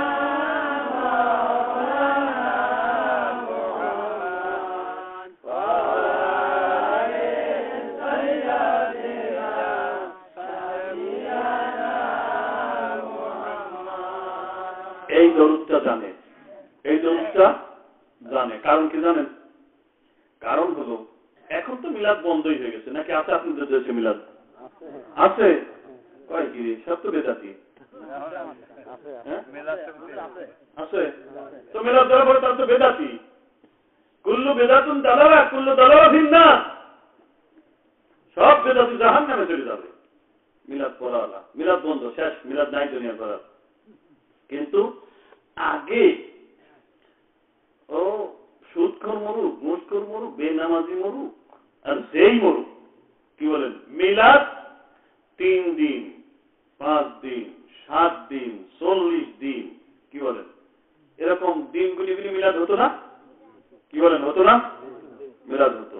মিলাদ খুব বেশি হতো আগে, মিলাদ খুব বেশি হতো। এই জন্য যে কোনদিন নামাজও পড়ে নাই, নামাজ পড়া তো দূরের কথা, আষাঢ় মাসে বৃষ্টি পড়ার পরে রাস্তায় যখন কাদা হয়, পিছলায় পড়ে যায়, পড়ছে ঠিকই, কিন্তু পশ্চিম দিক পাতা দেয় নাই, উত্তর দিক ঘুরে গেছে। বুঝতে পারছেন? এরকম মানুষ আছে না? আছে না? বৃষ্টিতে পিছলে পড়ে যাচ্ছে, তাও মাথা নদী পশ্চিম দাঁড়ায়, দাঁড়িয়ে জয়া যাবি। না জানি সেজদা আমি তো সেজদা করবো না, নামাজ তো পড়বো না। কি বলেন? এরকম মুসলমান আছে না? কিন্তু ওই মুসলমান কিছু না জানলেও ওই বাপ মরছে, দাদা মরছে, চাচা মরছে, খালু মরছে, তা ওই মরছে, মিলাদ হয়েছে, ওই মিলাদে এই দৌড়টা সবাই জানে। নামাজ পড়তে চাইলে 80 বছর দৌড় দিয়ে ইব্রাহিম জানে না। আছে না এরকম মুসল্লি? হ্যাঁ, আত্মীয়তার পরে যে দৌড়তে পড়তে হয়, এখানেও খুঁজে দিয়ে একজন পাওয়া যেতে পারে। কি বলেন, যেতে পারে না? দৌড় দিয়ে ইব্রাহিম জানে না, কিন্তু এই দৌড় জানে না এমন লোক আছে? এমন লোক কিন্তু নেই। কোন দৌড়? আল্লাহুম্মা সাল্লি আলা সাইয়্যিদিনা মাওলানা মুহাম্মদ ওয়া আলা আলি সাইয়্যিদিনা হাবিবানা মুহাম্মদ। এই দরুদ এখন মানুষ ভুলে গেছে অনেকেই। তার কারণ এখন যেহেতু মিলাদ বন্ধ হয়ে গেছে, মিলাদ বেদাত, মিলাদ বন্ধ হয়ে গেছে। তবে ভাববেন না আমি কিন্তু মিলাদ বেদাত করছি না। এক শ্রেণীর লোক বলে, তো এক শ্রেণীর লোক বলে না, আমি তাদের কথা বলছি, কিন্তু আসলে মিলাদ বেদাত না, বরং আল্লাহর সন্তুষ্টি পাওয়ার সর্বোত্তম ইবাদত মিলাদ। বলেন সুবহানাল্লাহ। কিভাবে বলবো একটু? অবশ্যই বলেন। জিকির করবেন হুজুর, এবারে যে যারা যে এই লপাতন বলে না, ওরা তো এই মিলাদে বিদাত, তারপরে ওরা তো মানে এই পছন্দ বলতে রাত 12টা একটা পর্যন্ত করবে। হ্যাঁ বাড়িওয়ালা। হ্যাঁ, আমার তো মাথা লাগবে না, রোজ গেলি মাথা। আচ্ছা ঠিক আছে, দেখা যাচ্ছে, চেষ্টা করবো। না মহিমা বহু আছে, 3-4 গুণ বেশি মহিলা। জিকিরের কথা কবেন। বিসমিল্লাহির রহমানির রহিম। قل إن كنتم تحبون الله فاتبعوني يحببكم الله ويغفر لكم ذنوبكم والله غفور رحيم। আমার আল্লাহ বলেন, হে নবী, আপনি আপনার উম্মতদেরকে বলে দেন, আপনি আপনার সাহাবীদেরকে বলে দেন, কি বলে দেন? ইন কুনতুম তুহিব্বুনাল্লাহ, তোমরা কি আল্লাহর ভালোবাসতে চাও, তোমরা কি আল্লাহর ভালোবাসা পেতে চাও, ফাত্তাবিউনি, আমি নবী মুহাম্মদুর রাসূলুল্লাহকে ইত্তেবা করো। যদি আমাকে ইত্তেবা করো, ইউহিব্বুকুমুল্লাহ, আমি আল্লাহ তোমাদেরকে ভালোবাসবো, আমার আল্লাহ তাআলা তোমাদেরকে ভালোবাসবেন। শুধু ভালোই বাসবে না, ওয়ায়াগফির লাকুম যুনুবাকুম আল্লাহু গফুরুর রহিম, আমার আল্লাহ তাআলা তোমাদের জীবনের সকল গুনাহগুলি মাফ করে দেবেন। আমার আল্লাহ তাআলা মহা দয়ালু, ক্ষমাশীল। আল্লাহর কোরআন, আল্লাহর কোরআন। যদি তোমরা আল্লাহর ভালোবাসা পেতে চাও, তাহলে আমি নবী আমাকে ইত্তেবা করো, তাহলে আল্লাহই তোমাকে ভালোবাসবেন।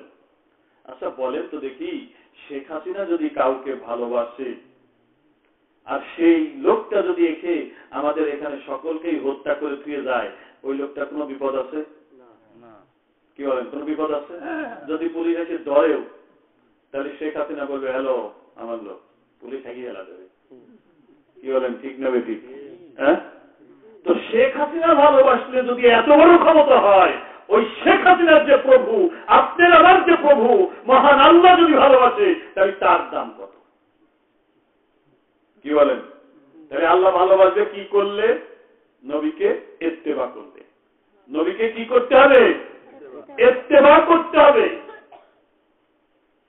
এখন ইত্তেবা করা মানে কি? আনুগত্য করা। ইত্তেবা করা মানে আনুগত্য করা। কি বলেন? আনুগত্য করা মানে তার কথাবার্তা শুনে তার কথাবার্তার অনুযায়ী আমল করা, জীবনযাপন করা, এটার নাম হলো আনুগত্য করা।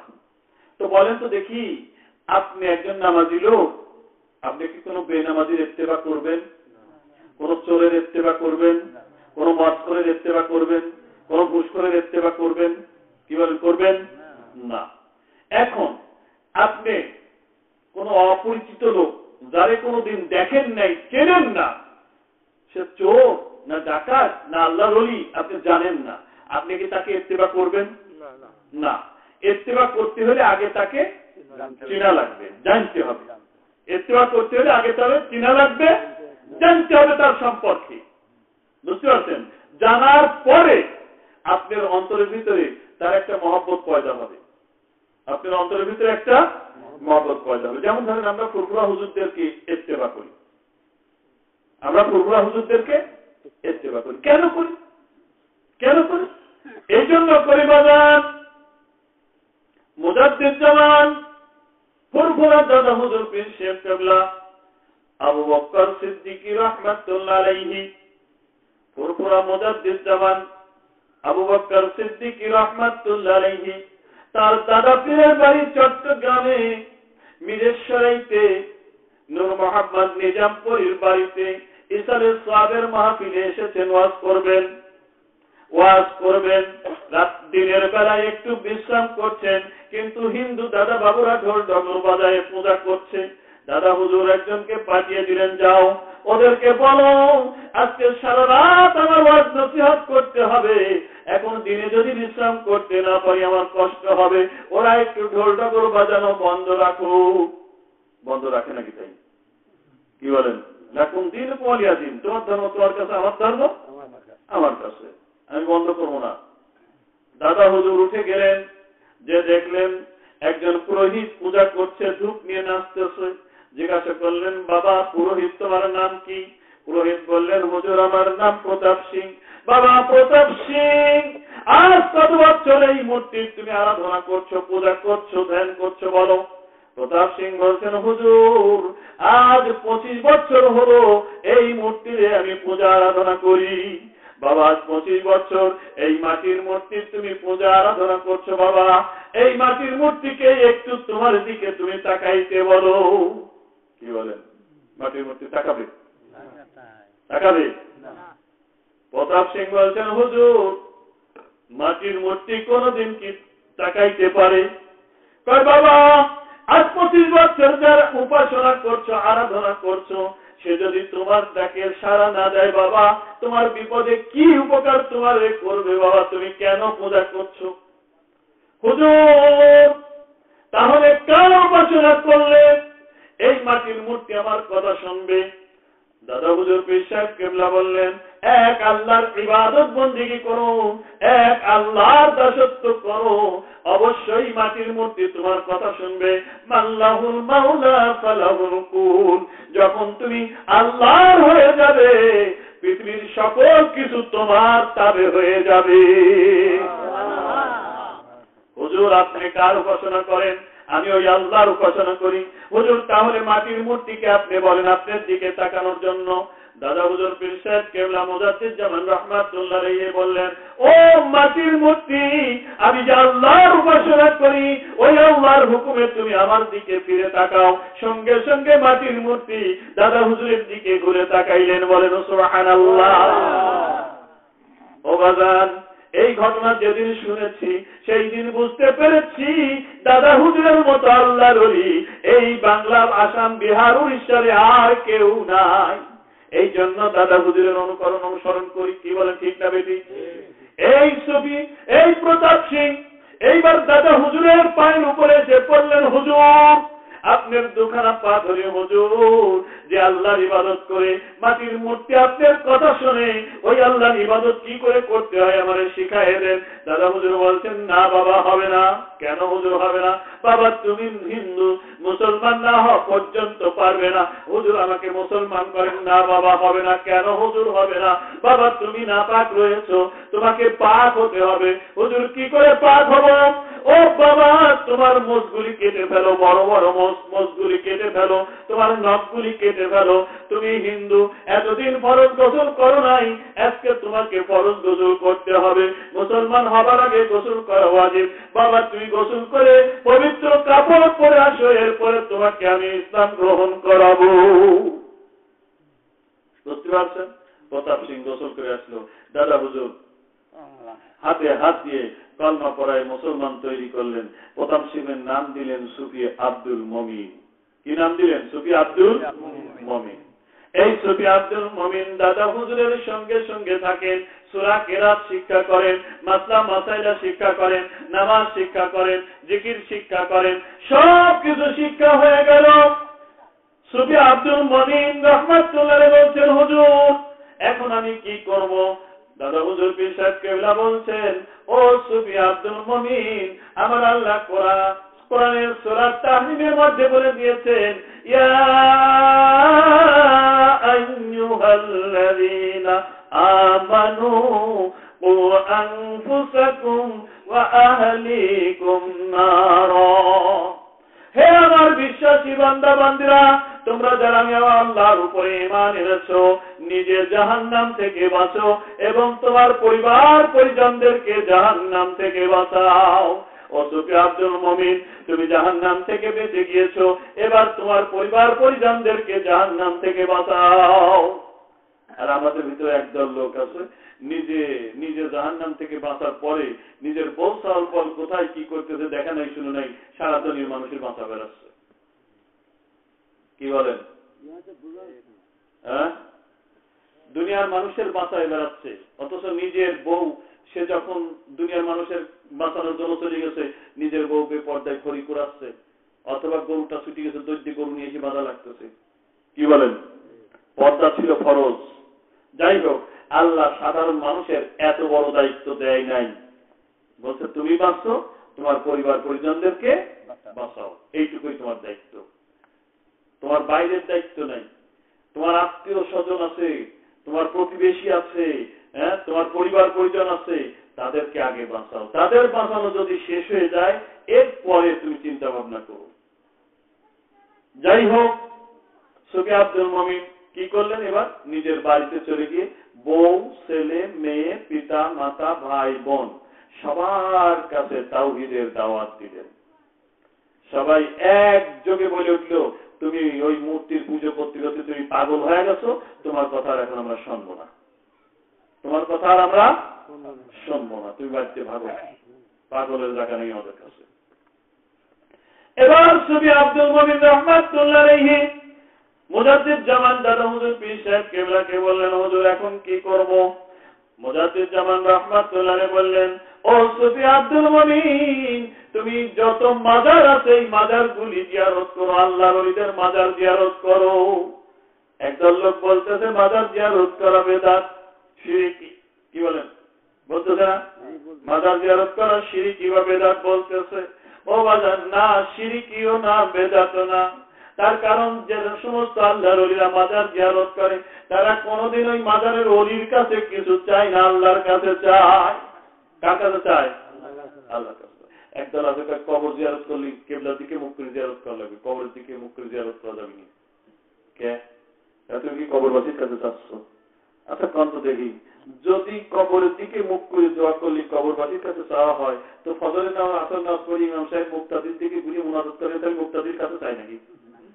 হ্যাঁ, কত বড় মূর্খ! হ্যাঁ, মুখ আমার যেদিকেই থাক, দোয়ার কেবলা হলো আরশ। আরশ, আল্লাহর আরশ আজিম হলো দোয়ার কেবলা। এই জন্য হাতটা আরশ আজিমের দিকে থাকে, কবর সামনে থাক না যেই সামনে থাকে। আমি হাত তুলেছি কার দিকে? আল্লাহর দিকে। গোমরা এই আহলে হাদিস নাম ওহাবি লামাজাহাবি গোমরা, আবার এদের পাশাপাশি কিছু আলেম ওলামাও নাসা দেওয়া শেষ করে। বুঝতে পারছেন? এলেম কালাম যাদের কম। যাই হোক, সুফি আব্দুল মুমিনকে বললেন মাজার জিয়ারত করো কেন? এই জন্যই মাজারগুলিতে যারা শুয়ে আছে তারা হলো আল্লাহর বন্ধু। তারা কে? আল্লাহর বন্ধু, আল্লাহর ওলি। যখন তুমি ওই মাজারের পাশে গিয়ে ওই আল্লাহর ওলিকে সালাম দিবা, সঙ্গে সঙ্গে আমার আল্লাহ তাআলা তার রূহটা ওই ওলির দেহের ভিতরে দিয়ে দেবে। এরপরে যখন তুমি সূরা কিরাতগুলি পড়তে থাকবা, ওই আল্লাহর ওলি শুনতে থাকবে। এরপরে যখন তুমি সওয়াব রেসানি করে ওই আল্লাহর ওলির আমলনামায় নেকিগুলি পৌঁছে দিবা, ওই আল্লাহর ওলির আত্মা খুশি হবে। সঙ্গে সঙ্গে ওই আল্লাহর ওলির মহাবন্ধু মহান আল্লাহ তাআলা তোমার উপরে খুশি হয়ে তোমার দোয়া কবুল করে নেবে। এই জন্য ওলিদের মাজার জিয়ারত করলে আল্লাহর ওলি হওয়া যায়। ওলিদের মাজার জিয়ারত করলে আল্লাহর ওলি হওয়া যায়। এই জন্য দাদা হুজুর বললেন, সুফি আব্দুল মুমিনকে যাও, তুমি আল্লাহর ওলিদের মাজার জিয়ারত করো। সুফি আব্দুল মুমিন রাহমাতুল্লাহ আলাইহি আল্লাহর ওলিদের মাজার জিয়ারত করে চলে এসেছিলেন। চলে আসার পরে মুজাদ্দিদ জামান রাহমাতুল্লাহ আলাইহি বলছেন, হুজুর আমার বউ নাই, আমার ছেলে নাই, আমার মেয়ে নাই, আমার বাপ নাই, আমার মা নাই, আমার ভাই নাই, আমার বোন নাই, আমার কেউ নাই। সুতরাং হুজুর আপনি যদি একটু অনুমতি দিলেন আমি জঙ্গলে গিয়ে পরাণ ভরে আল্লাহর ইবাদত বন্দেগী করতাম। দাদা হুজুর পীর সাহেব কেবলা সুফি আব্দুল মুমিন রাহমাতুল্লাহ আলাইহি অনুমতি দিলেন। সুফি আব্দুল মুমিন রাহমাতুল্লাহ আলাইহি জঙ্গলে যখন ইবাদত বন্দেগী করতে যাচ্ছেন, হঠাৎ একদিক থেকে বেলি ফুলের বাসনা পেলেন। এত সুন্দর সুঘ্রাণ বাসনা, ওই বাসনায় মাতোয়ারা হয়ে আত্মহারা হয়ে সুফি আব্দুল মুমিন ওই দিকে দৌড়াইতে শুরু করলেন। দৌড়াইতে দৌড়াইতে গিয়ে দেখলেন জায়নামাজে বসা একজন আল্লাহর ওলি আল্লাহ ধ্যানে আল্লাহ জিকিরে মত্ত আছে। লা ইলাহা ইল্লাল্লাহ, লা ইলাহা ইল্লাল্লাহ, লা ইলাহা ইল্লাল্লাহ, লা ইলাহা ইল্লাল্লাহ, লা ইলাহা ইল্লাল্লাহ। আল্লাহর ওলি এমনি ভাবে আল্লাহর জিকিরে ধ্যানমগ্ন আছেন। সুফি আব্দুল মুমিন রাহমাতুল্লাহ আলাইহি গিয়ে বলছেন, আসসালামু আলাইকুম ওয়া রাহমাতুল্লাহ। যেই বলছেন আল্লাহর ওলি ধ্যান ভেঙে গেছে। এটা ধ্যান ভাঙাইলে মেজাজ একটু গরম হয় না? আল্লাহর ওলির মেজাজ গরম হয়েছে, চোখ এরকম বড় বড় করে সুফি আব্দুল মুমিনের দিকে তাকাইছে, চোখ লাল টকটকে। সুফি আব্দুল মুমিন বুঝতে পারছেন যে আল্লাহর ওলি তো দেখে গেছে। তখন বলছে যে আমার খুব ক্ষুধা লাগছে। কি বলেন? আমার খুব ক্ষুধা লাগছে। এই কথা শুনে আল্লাহ ওলির রাগ কমে গেল। কি করলেন? উনি জায়নামাজ উঁচু করে 3টা রুটি বার করলেন। জায়নামাজ উঁচু করে 3টা রুটি বার করলেন। ওই রুটি 3টে যে তখনও ধোঁয়া বের হচ্ছে, তখনও ধোঁয়া বের হচ্ছে। একটা রুটি নিজে খেলেন, একটা সুফি আব্দুল মুমিনকে দিলেন, আর একটা রুটি আবার জায়নামাজের নিচে রেখে দিলেন। বলেন সুবহানাল্লাহ। এইবার সুফি আব্দুল মুমিন বলছেন, আল্লাহর ওলি আপনি কোন পীরের বায়াত হয়েছেন?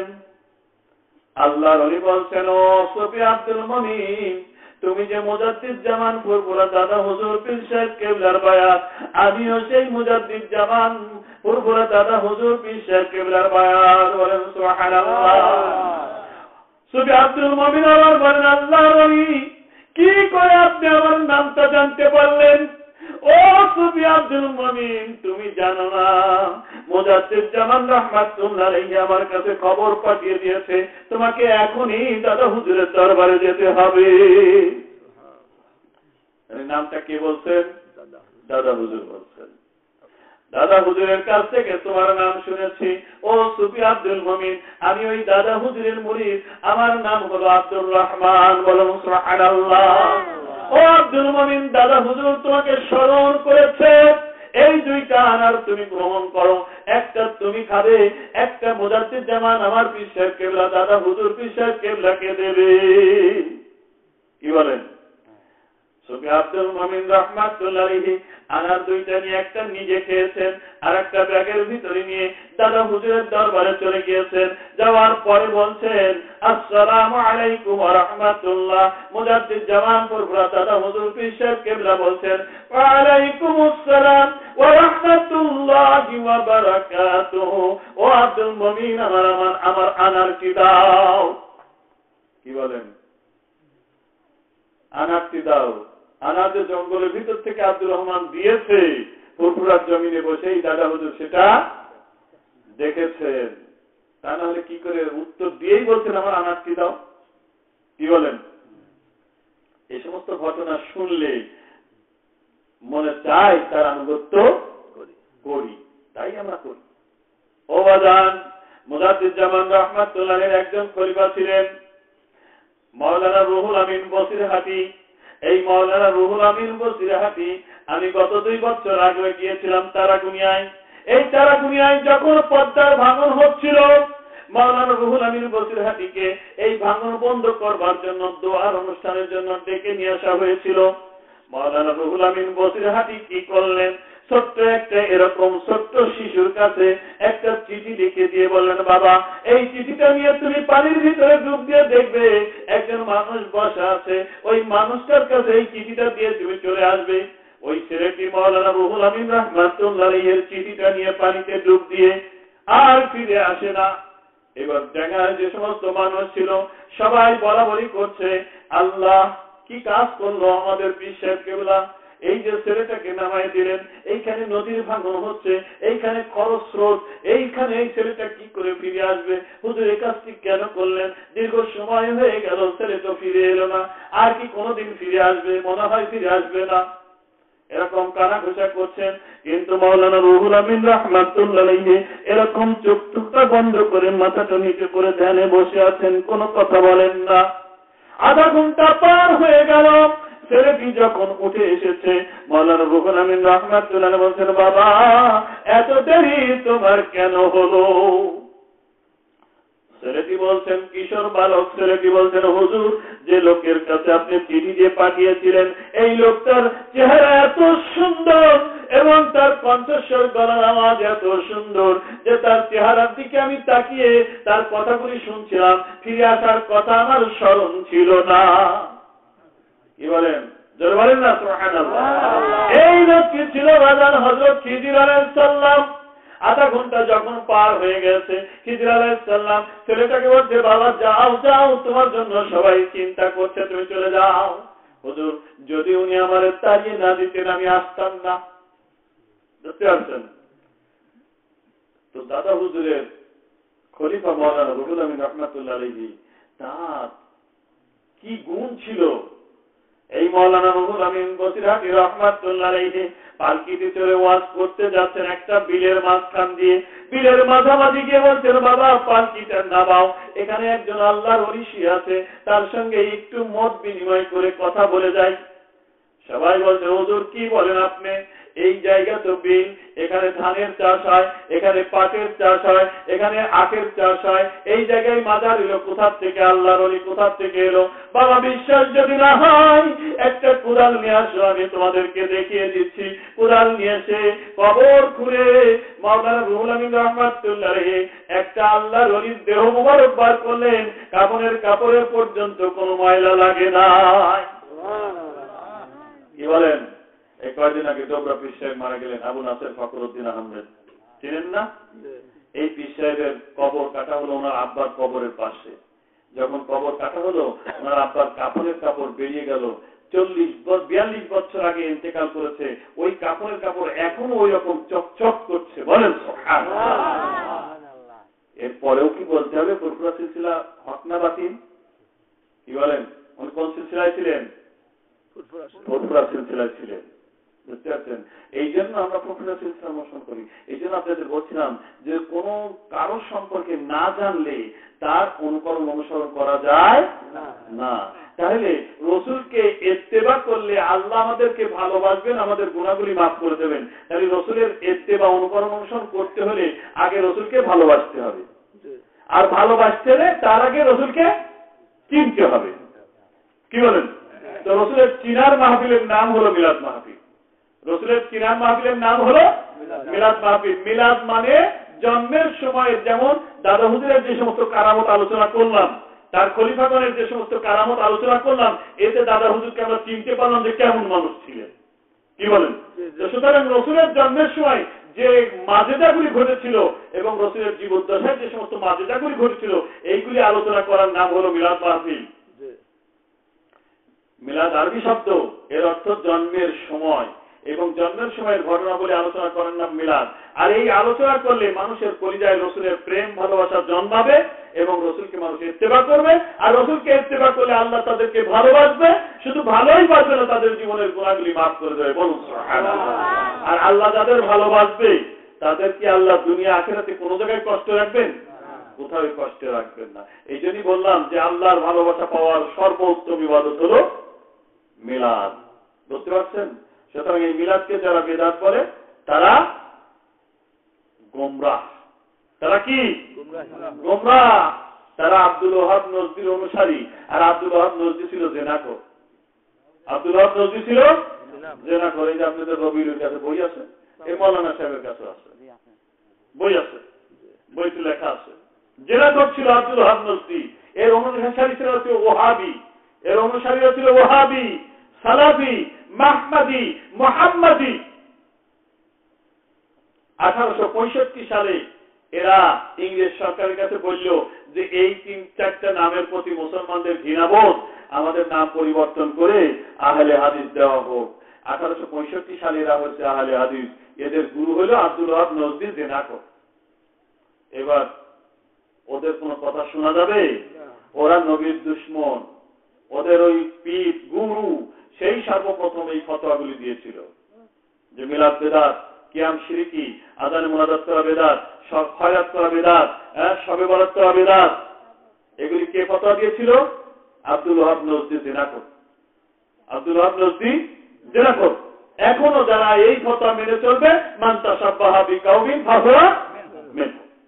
বাস, মানবেন কি মানবেন না ওই ফতোয়ায় হিসাব করেন। আব্দুল ওহাব নজদির আগে এই ফতোয়া কেউই দেয় নাই।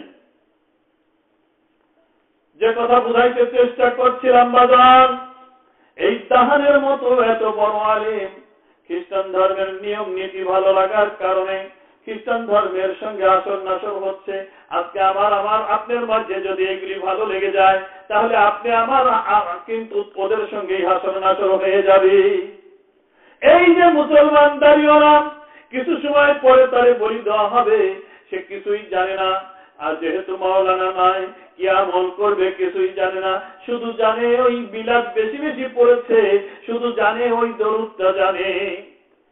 ওই দরুদ পড়তেছে সুর করে, আল্লাহুম্মা সাল্লি আলা সাইয়্যিদিনা মাওলানা মুহাম্মদ ওয়া আলা আলি সাইয়্যিদিনা মাওলানা মুহাম্মদ।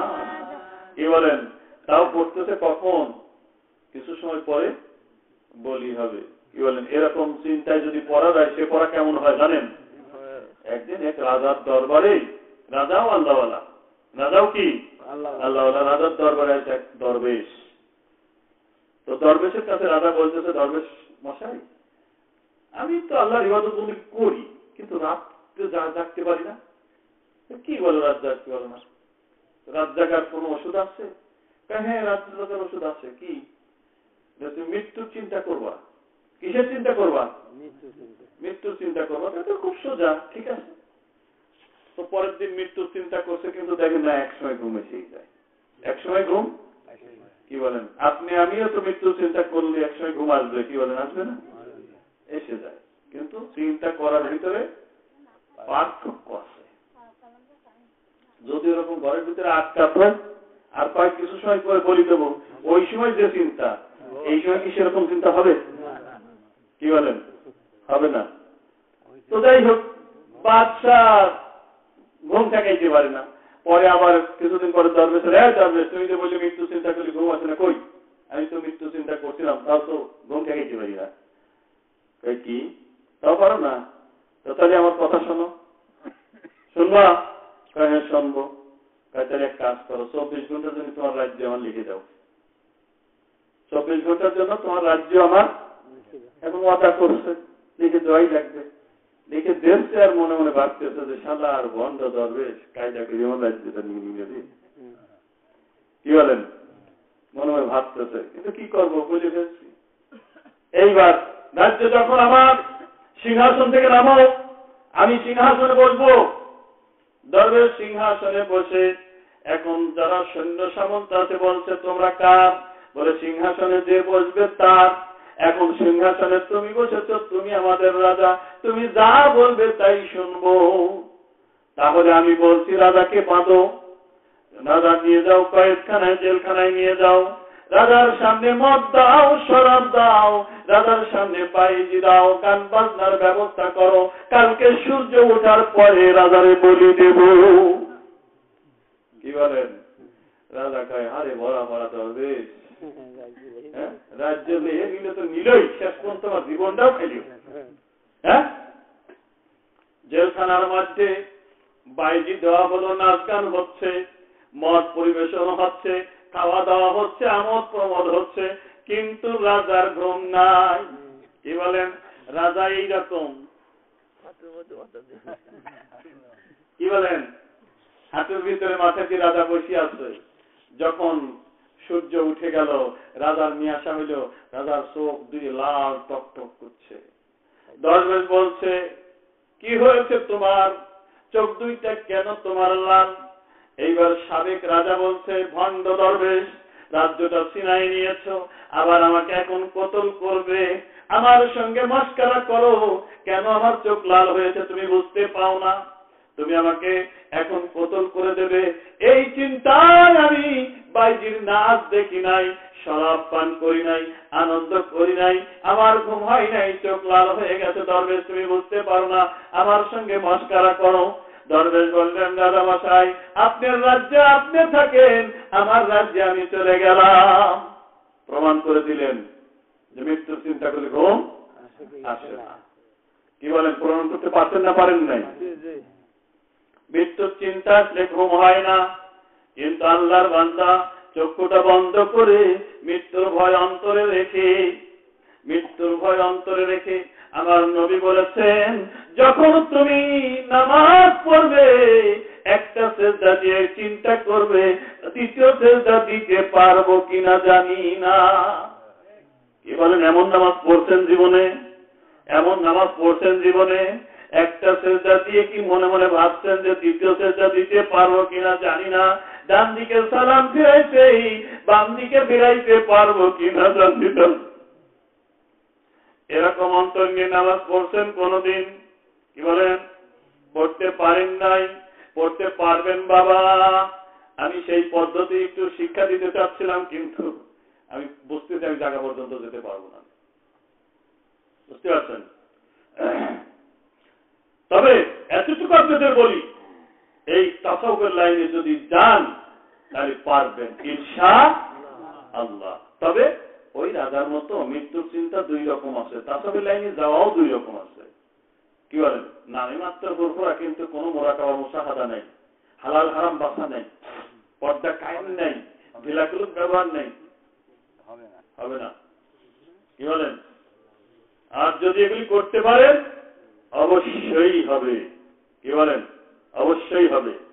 করুন সুরে দরুদ পড়েন, পড়তে পড়তে যখন এই দিলটা বুঝে ফেলেছে, কি বলেন, মানুষের ঘুম আসে কখন? বলেন না, যখন শান্তি পায়। কি বলেন? যখন শান্তি পায়।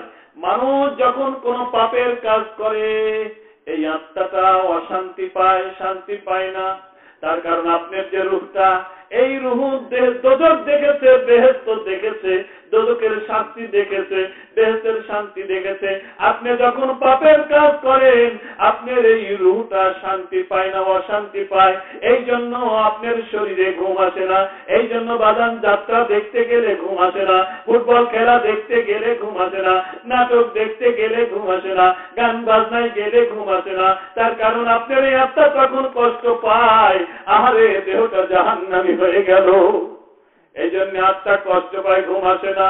কিন্তু যখন একজন মানুষ ওয়াজ শুনতে যায়, মসজিদে জুমার নামাজ পড়তে যায়, ইমাম খুতবা দেয়, হুজুর ওয়াজ করে, দেখবেন ঘুম আসে।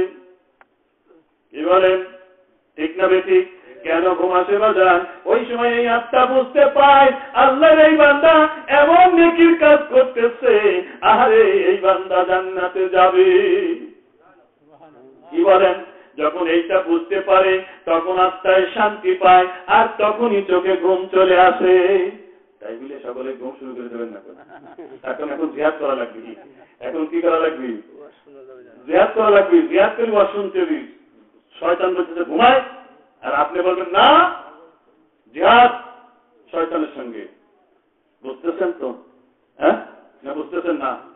বুঝতেছেন? এখন কিন্তু তাই বলে এই এখন ভালো কাজ করতেছেন, এখন আপনার দেহটা জান্নাতি হয়ে গেছে, এই জন্য এখন আপনি ঘুমাইতে যাবেন না। জিহাদ করতে হবে, তবে ঘুম আসবে। কিন্তু দেখবেন যারা যাত্রা দেখতে যায়, ফুটবল খেলা দেখতে যায়, গান বাজনা শুনতে যায়, তাদের কশ্চিন কালেও ঘুম আসে না, সারা রাত জাগে, ঘুম আসে না। কিন্তু ওয়াজ শুনতে গেলে দেখবেন শেষে যায় পিছনে 2-4 জন শুয়ে ঘুমিয়ে পড়ে। হ্যাঁ, যাই হোক বাজান, যখন দরুদ পড়েছে এই রুহে শান্তি এসে গেছে, আল্লাহর বান্দা জান্নাতি হয়ে গেছে, চোখে ঘুম নেমে এসেছে, এরকম একটু ঘুমের ঝুল দিচ্ছে, একটু ঘুমের ঝুল দিচ্ছে। হঠাৎ করে আল্লাহ রাসূল সাল্লাল্লাহু আলাইহি ওয়াসাল্লাম এসে এরকম ঘাটখানা ধরে ঝাঁকি দিয়ে বলছে, যা আমি দরজা খুলে দিয়েছি, পালিয়ে চলে যা। বলেন সুবহানাল্লাহ। আল্লাহর বান্দা চোখ ধরে কি স্বপ্ন দেখলাম নাকি? হ্যাঁ, আল্লাহ রাসূল তো মদিনায় এখানে এলো কি করে, এখানে আসতে কি পারে? কি বলেন? এরকম চিন্তা করতে করতে ভাবতেছে না মিথ্যা স্বপ্ন দেখলাম। আবার চিন্তা করে যাই না দেখি, জানের ভয় তো, যাই না দেখি যদি খোলাই থাকে। আল্লাহু আকবার। যখন দরজার কাছে গিয়েছেন, যে দেখলেন সত্যি তালাটা খুলে পড়ে আছে, আল্লাহর বান্দা এক দৌড় দিয়ে বাংলাদেশের গোপালগঞ্জে এসে বাড়ি করেছিলেন বাবা, ওই লোকের মুখে শোনা গল্প বলছে, হুজুর সারা জীবন হায়াতুন নবীর ওয়াজ করেছেন, দেখেছেন কি? আমি নিজে চোখে দেখেছি। এই গল্প উনি বলছিলেন। এভাবে আমার তালা খুলে পড়েছিল, রসুল এসে খুলে দিয়েছিলেন। তাহলে রসুল যে আসতে পারেন বিশ্বাস হয়? জি। এবার কাবা ঘর কি করে আসলো? কি বলেন? রসুল তো নাই, আল্লাহ নিয়ে আসলো। কাবা ঘর আসলো কি করি হুজুর? হ্যাঁ, প্রশ্ন ভুলেই চলেছেন যে ওয়াজ কোন জায়গাতে শেষ হয়েছে নাকি বলেন? কাবা ঘর চলে আসছে, এইটার প্রমাণ বাবা হাদিস। আমার রসুল হাতিমের ভিতরে শুয়ে আছেন, কেউ বলে উম্মে হানির ঘরে শুয়েছিলেন। জিবরাইল আলাইহিস সালাম চলে আসলেন, আসার পরে আমার রসুলকে ডেকে তুললেন, তোলার পরে বুকটা ফেলে ফেললেন, কলিজাটা বের করে জমজমের পানি দিয়ে কলিজাটা ধুয়ে ফেললেন এবং কলিজার মধ্যে থেকে কালো রঙের কিছু বস্তু বাইরে ফেলে দিলেন। দেওয়ার পরে বুকের উপরে হাতটা ধরে দিলেন, আবার লেগে গেল। এবার আল্লাহর রাসূলকে বলছেন, ইয়া রাসূলুল্লাহ, ইয়া হাবিবাল্লাহ, হুজুর আমার আল্লাহর সঙ্গে দেখা করতে যাওয়া লাগবে। কোথায় যাওয়া লাগবে? আল্লাহর সঙ্গে দেখা করতে যাওয়া লাগবে। আল্লাহর রাসূল কি করলেন? ওযু করে নিলেন। ওযু করে নেওয়ার পরে বললেন, কি করে যাব ভাই জিবরাইল? ইয়া রাসূলুল্লাহ, আপনার বাহন বোরাক এসে যাচ্ছে। কিছু সময় পরে যখন বোরাক চলে আসলো, আল্লাহর রাসূল বোরাকে উঠতে গেলেন, কিন্তু বোরাক লাফালাফি করে। বোরাক কি করে? লাফালাফি করে, উঠতে দেয় না। আল্লাহর রাসূল বলছেন, বোরাক কি হয়েছে তোমার? ইয়া রাসূলুল্লাহ, আজকে আপনাকে আমি বহন করব, কথা দিতে হবে আপনার সঙ্গে আমাকে রাখবে। আল্লাহ রাসূল বললেন, হ্যাঁ। এবার রাসূল বোরাকে চললেন, চলার পরে জেরুজালেমের মসজিদুল আকসায় চলে গেলেন। ওই দিন জেরুজালেমের মসজিদুল আকসার মুসল্লিরা এশার নামাজ শেষ করে যখন বাড়িতে চলে যাবেন, মসজিদের দরজা বন্ধ করতে গিয়েছেন, কিন্তু পূর্ব দক্ষিণ কর্নারের দরজাটি বন্ধ করা যায় না। দরজা এত শক্ত হয়ে গেছে, দরজা বন্ধ হয় না। আগামীকাল মিস্ত্রি ডেকে নিয়ে এসে বন্ধ করবে, এই চিন্তা ভাবনা করে সবাই চলে গিয়েছেন। আমার আল্লাহ তাআলা দরজা বন্ধ করতে দেন নাই, এই জন্য যে আমার রাসূল জেরুজালেমের মসজিদুল আকসায় আজকে রাত্রে আসবে। হুজুর আসলেন, একটা গাছের সঙ্গে বোরাককে বাঁধলেন, ওই জায়গায় বোরাকের পায়ের দাগ দেখা গেল পরের দিন। এবং আল্লাহর রাসূল বোরাক থেকে নেমে যখন মসজিদে প্রবেশ করলেন, জিবরাইল আলাইহিস সালাম আমার রাসূলকে ধরে নিয়ে গিয়ে ইমামের জায়গায় দাঁড় করিয়ে দিলেন। আমার রাসূলের পিছনে সমস্ত নবীদের রূহ কাতারবদ্ধ হয়ে দাঁড়িয়ে গেল। আমার রাসূল ইমাম হয়ে সমস্ত নবীদের রূহের সঙ্গে 2 রাকাত নামাজ আদায় করেছিলেন। এই দিন আমার রাসূল হলেন ইমামুল মুরসালিন, সমস্ত মুরসাল, সমস্ত নবীদের রাসূলদের ইমাম হয়ে গেলেন। এই দিন ছিল মেরাজের রাত। কি রাত ছিল? মেরাজের রাত। আল্লাহর রাসূল এই সময় এই দিনে 2 রাকাত নামাজ পড়েছিলেন। প্রথম রাকাতে আলাম তারা কাইফা ফাআলা, দ্বিতীয় রাকাতে পড়েছিলেন লিইলাফি কুরাইশ। আজকে আপনিও যদি এই সবে মেরাজের রাত্রিতে এই দুইটা সূরা দিয়ে 2 রাকাত নামাজ পড়েন, আমার আল্লাহ বলেন ওই দিন নবীদের রূহের সঙ্গে আমার নবী নামাজ পড়ার কারণে আমল নামায় যত নেকি দেওয়া হয়েছিল, আজকে যদি আল্লাহর কোন বান্দা এই দুইটা সূরা দিয়ে সবে মেরাজের রাত্রে 2 রাকাত নামাজ পড়ে, তার আমল নামায় ওই সম পরিমাণ নেকি দিয়ে দেওয়া হবে। কি বলেন? আর সবে বরাত সবে মেরাজের রাত কবে চলে যায় আমরা টেরই পাই। জায়েজ নাই বলে কারণ কি জানেন? কারণ একটাই, যে সমস্ত আমলে নবীর প্রেম অন্তরে জন্মায়, আর নবীর প্রেম যদি জন্মায় তাহলে তো আমরা যে নবীর সঙ্গে দুশমনি করতেছি এটা তো করা হলো না। নফল নামাজ না? হ্যাঁ, নফল নামাজ। যাই হোক, মেরাজের বর্ণনা দিতে গেলে তো অনেক লম্বা কথা। এরপরে আল্লাহ রাসূল মেরাজ থেকে ঘুরে চলে এসে কাবায় হাতিমের পাশে দাঁড়িয়ে বর্ণনা করতেছেন সাহাবীদের কাছে, আল্লাহ তাআলা গত রাত্রে আমাকে মেরাজে নিয়ে গিয়েছিলেন, আমি মেরাজে গিয়ে আল্লাহর সঙ্গে সরাসরি দেখা করেছিলাম, আল্লাহর সঙ্গে আমার কথা হয়েছিল। সাহাবাগণ বললেন, হুজুর আপনি আল্লাহকে দেখেছেন? আমি দেখেছি। কিরকম দেখেছেন? হুজুর বললেন, নূরানিউন নারানিউন, আমি শুধু দেখছি আলো আর আলো, কোন আকৃতির বর্ণনা দিতে পারবো না, বা রাসূল কোন আকৃতির বর্ণনা দেন নাই, শুধু বলছেন কি দেখছি আলো আর আলো, এবং সেই আলোর মাঝে আমার প্রতিবিম্ব, আমার ছবি আমি দেখেছি। অর্থাৎ আয়নার ভিতরে যেমন নিজেকে দেখা যায় ওরকম আর কি। তো যাই হোক, রাসূল এই বর্ণনা দিলেন। দেওয়ার পরে আবু জাহিল্লা এসে বলতেছে, ভণ্ডামি করার জায়গা পাও না। কি বলেন? আর একটা ঘটনা বলতে ভুলে গেলাম, আরেকটা মাজেদা আমার রাসূলের। এই যে যখন জেরুজালেমের মসজিদুল আকসা থেকে রাসূল বোরাকে চড়তে যাচ্ছেন, তখন বোরাক নিচু হচ্ছে না। রাসূল উঠবেন কি করে? একটা পাথরের উপরে উঠলেন, উঠে ওই পাথরটাই উঠেও নাগল পাচ্ছেন না, তারপরে আস্তে করে পাথরটা শূন্য হয়ে গেল। কিতাবে লেখা আছে ওই পাথরটা আজও ওই শূন্য অবস্থায় আছে। জোরে বলেন না সুবহানাল্লাহ। জেরুজালেমের মসজিদুল আকসায়, কিন্তু সেখানে আর এখন মুসলমানদেরকে যেতে দেওয়া হয় না, ওরা ইহুদিদের দখলে। কাদের দখলে? ইহুদিদের দখলে। এই মসজিদটা করেছিলেন হযরত সুলাইমান আলাইহিস সালাম। তার কে করেছিলেন? সুলাইমান আলাইহিস সালাম করেছিলেন জিনেদের দ্বারা, জিনেদের দ্বারা করেছিলেন। বুঝতে পারছেন? যাই হোক, এরপরে এসে আবু জাহিল্লা বলতেছে, এই আব্দুল্লাহ বেটা মুহাম্মদ, এত বড় ধোঁকাবাজ তুমি, দাগাবাজ, হ্যাঁ? তুমি আল্লাহর সঙ্গে দেখা করতে গিয়েছিলে আরশে আজিমে। আরশে আজিমের কথা পরে, আরশে আজিমের কথা পরে তুমি এখান থেকে মসজিদুল আকসায় গিয়েছিলে। বলো মসজিদুল আকসার জানাজা দরজা কয়টি? আচ্ছা বলেন তো দেখি, কোন নতুন জামাই শ্বশুর বাড়ি বিয়ে করতে গিয়েছে, বিয়ে করে বাড়িতে এসে বন্ধুদের কাছে গল্প করতেছে আমার শ্বশুর বাড়ি 5 তলা বিল্ডিং আছে। এখন কোন বন্ধু যদি গায়ে বন্ডামি ঘর জায়গা পাচ্ছিস নিয়ে, তোর শ্বশুর বাড়ি 5 তলা বিল্ডিং আছে, কয়টা জানলা দরজা আছে? কি বলেন, নতুন জামাই কি জানলা দরজা গুনছে? নতুন জামাই কি জানলা দরজা গুনছে? হ্যাঁ, ও তো মুখে রুমালকে বুঝেই সময় পায় না, জানলা দরজা গুনবে কি করে? কিন্তু প্রশ্ন যদি করি ফেলে এখন কি করবো, উত্তর দিতে পারবে? ঠিক আমার রাসূল আল্লাহর দিদারে যাচ্ছেন এই আনন্দে আত্মহারা। জেরুজালেমের মসজিদুল আকসার জানালা দরজা খোলার সময় নাই। কি বলেন, আছে নাকি? কিন্তু আবু জাহিল্লা প্রশ্ন করছে, এই আব্দুল্লাহর বেটা মুহাম্মদ, তুই বলে জেরুজালেমের মসজিদুল আকসায় গিয়েছিলি, আবার সেখান থেকে আরশে আজিমে গিয়েছিলে।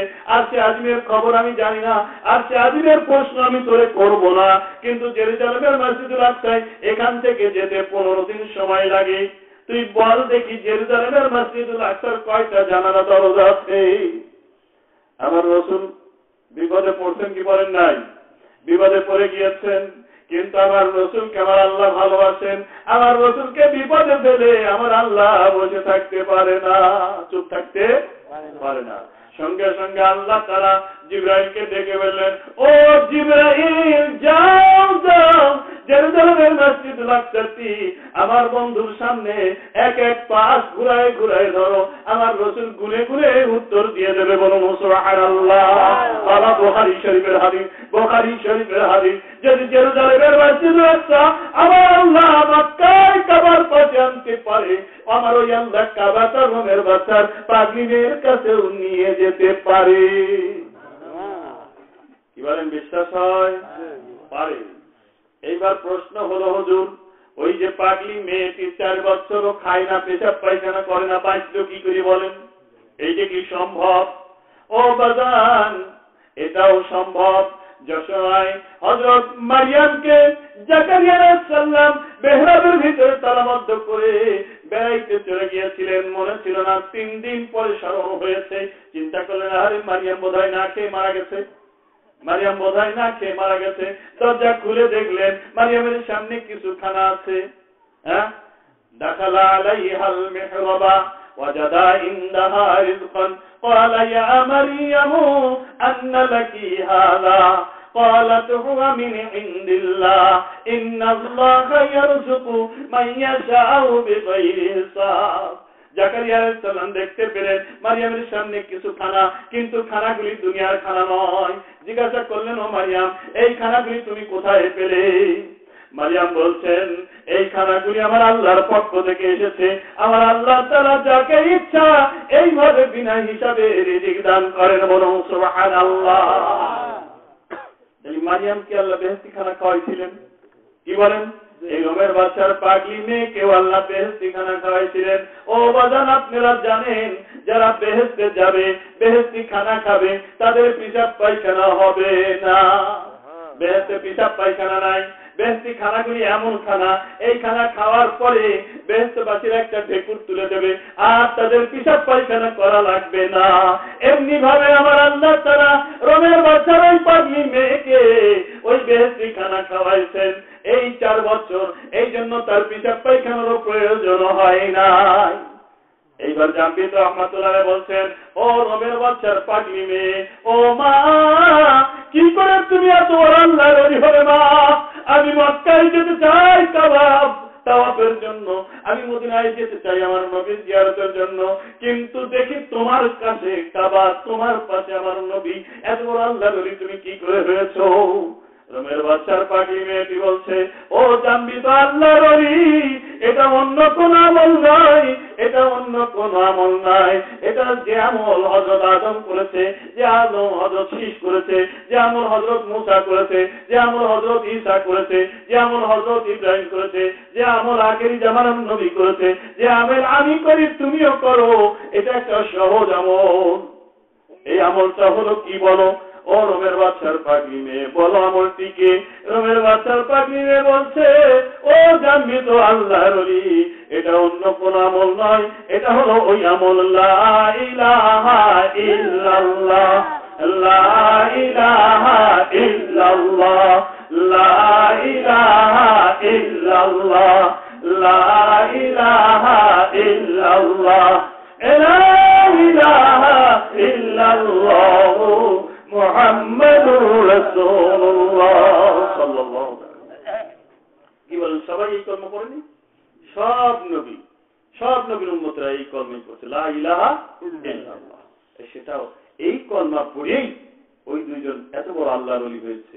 এই কলমা আমি আপনিও তো পড়ি। আগে মানুষ মরে গেলে 100 লক্ষ পড়তাম।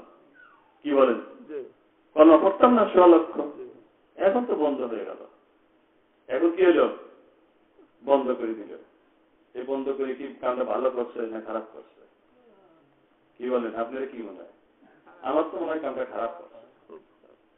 তার কারণ আমার আত্মীয়ার ভাই আমি মরে যাওয়ার পরে 50,000 কর্ম করছে। এই কর্মা করে আমার বাড়িতে 2 গাল ভাত খাইছে। কি বলেন, আমি নাই কোনো নাকি নাই পেলাম, কিন্তু সে যে 50,000 বার কলমা পড়ছে তার কি কোনো নাকি হবে না? কি বলেন, অবশ্যই নাকি হবে। তবে যে কথা বলছিলাম, এই যে আমরা কলমা পড়ায় ভাত খাওয়াই, এটা কি কলমা কিনি নাকি বাদ দিয়ে? কিনি নাকি? ওরা কি কয় যে কলমা বেচা কিনা হচ্ছে। আরে আমার ছেলের বিয়ে আমার ছেলের বিয়ে, আপনারও দিলাম দাওয়াত, আপনি নিয়ে গেলেন একটা বদনা। আমি কি বলছিলাম বদনা নিয়ে যাচ্ছি? হ্যাঁ, এই বদনা যে আপনি নিয়ে গেছেন, আমি খুশি না বেজার? খুশি না? তাহলে হাদিয়া দেওয়া তো সুন্নাত। এই যে বিবাহে হাদিয়া দিলেন, বদনা নিয়ে গেলেন, এটা কি সুন্নাত। এইবার মেহমানদারি করা সুন্নাত, আমি আপনার মেহমানদারি করলাম না, আমি খাবার দিয়ে বদনা কিনলাম আপনার কাছে। কত বড় মূর্খ হলে এই কথা বলা যায়? কলমা বিক্রি না, কোরআন বিক্রি না, তবে কন্ট্যাক্ট করে কোনো কিছু নেওয়া যাবে না, চেয়ে নেওয়া যাবে না।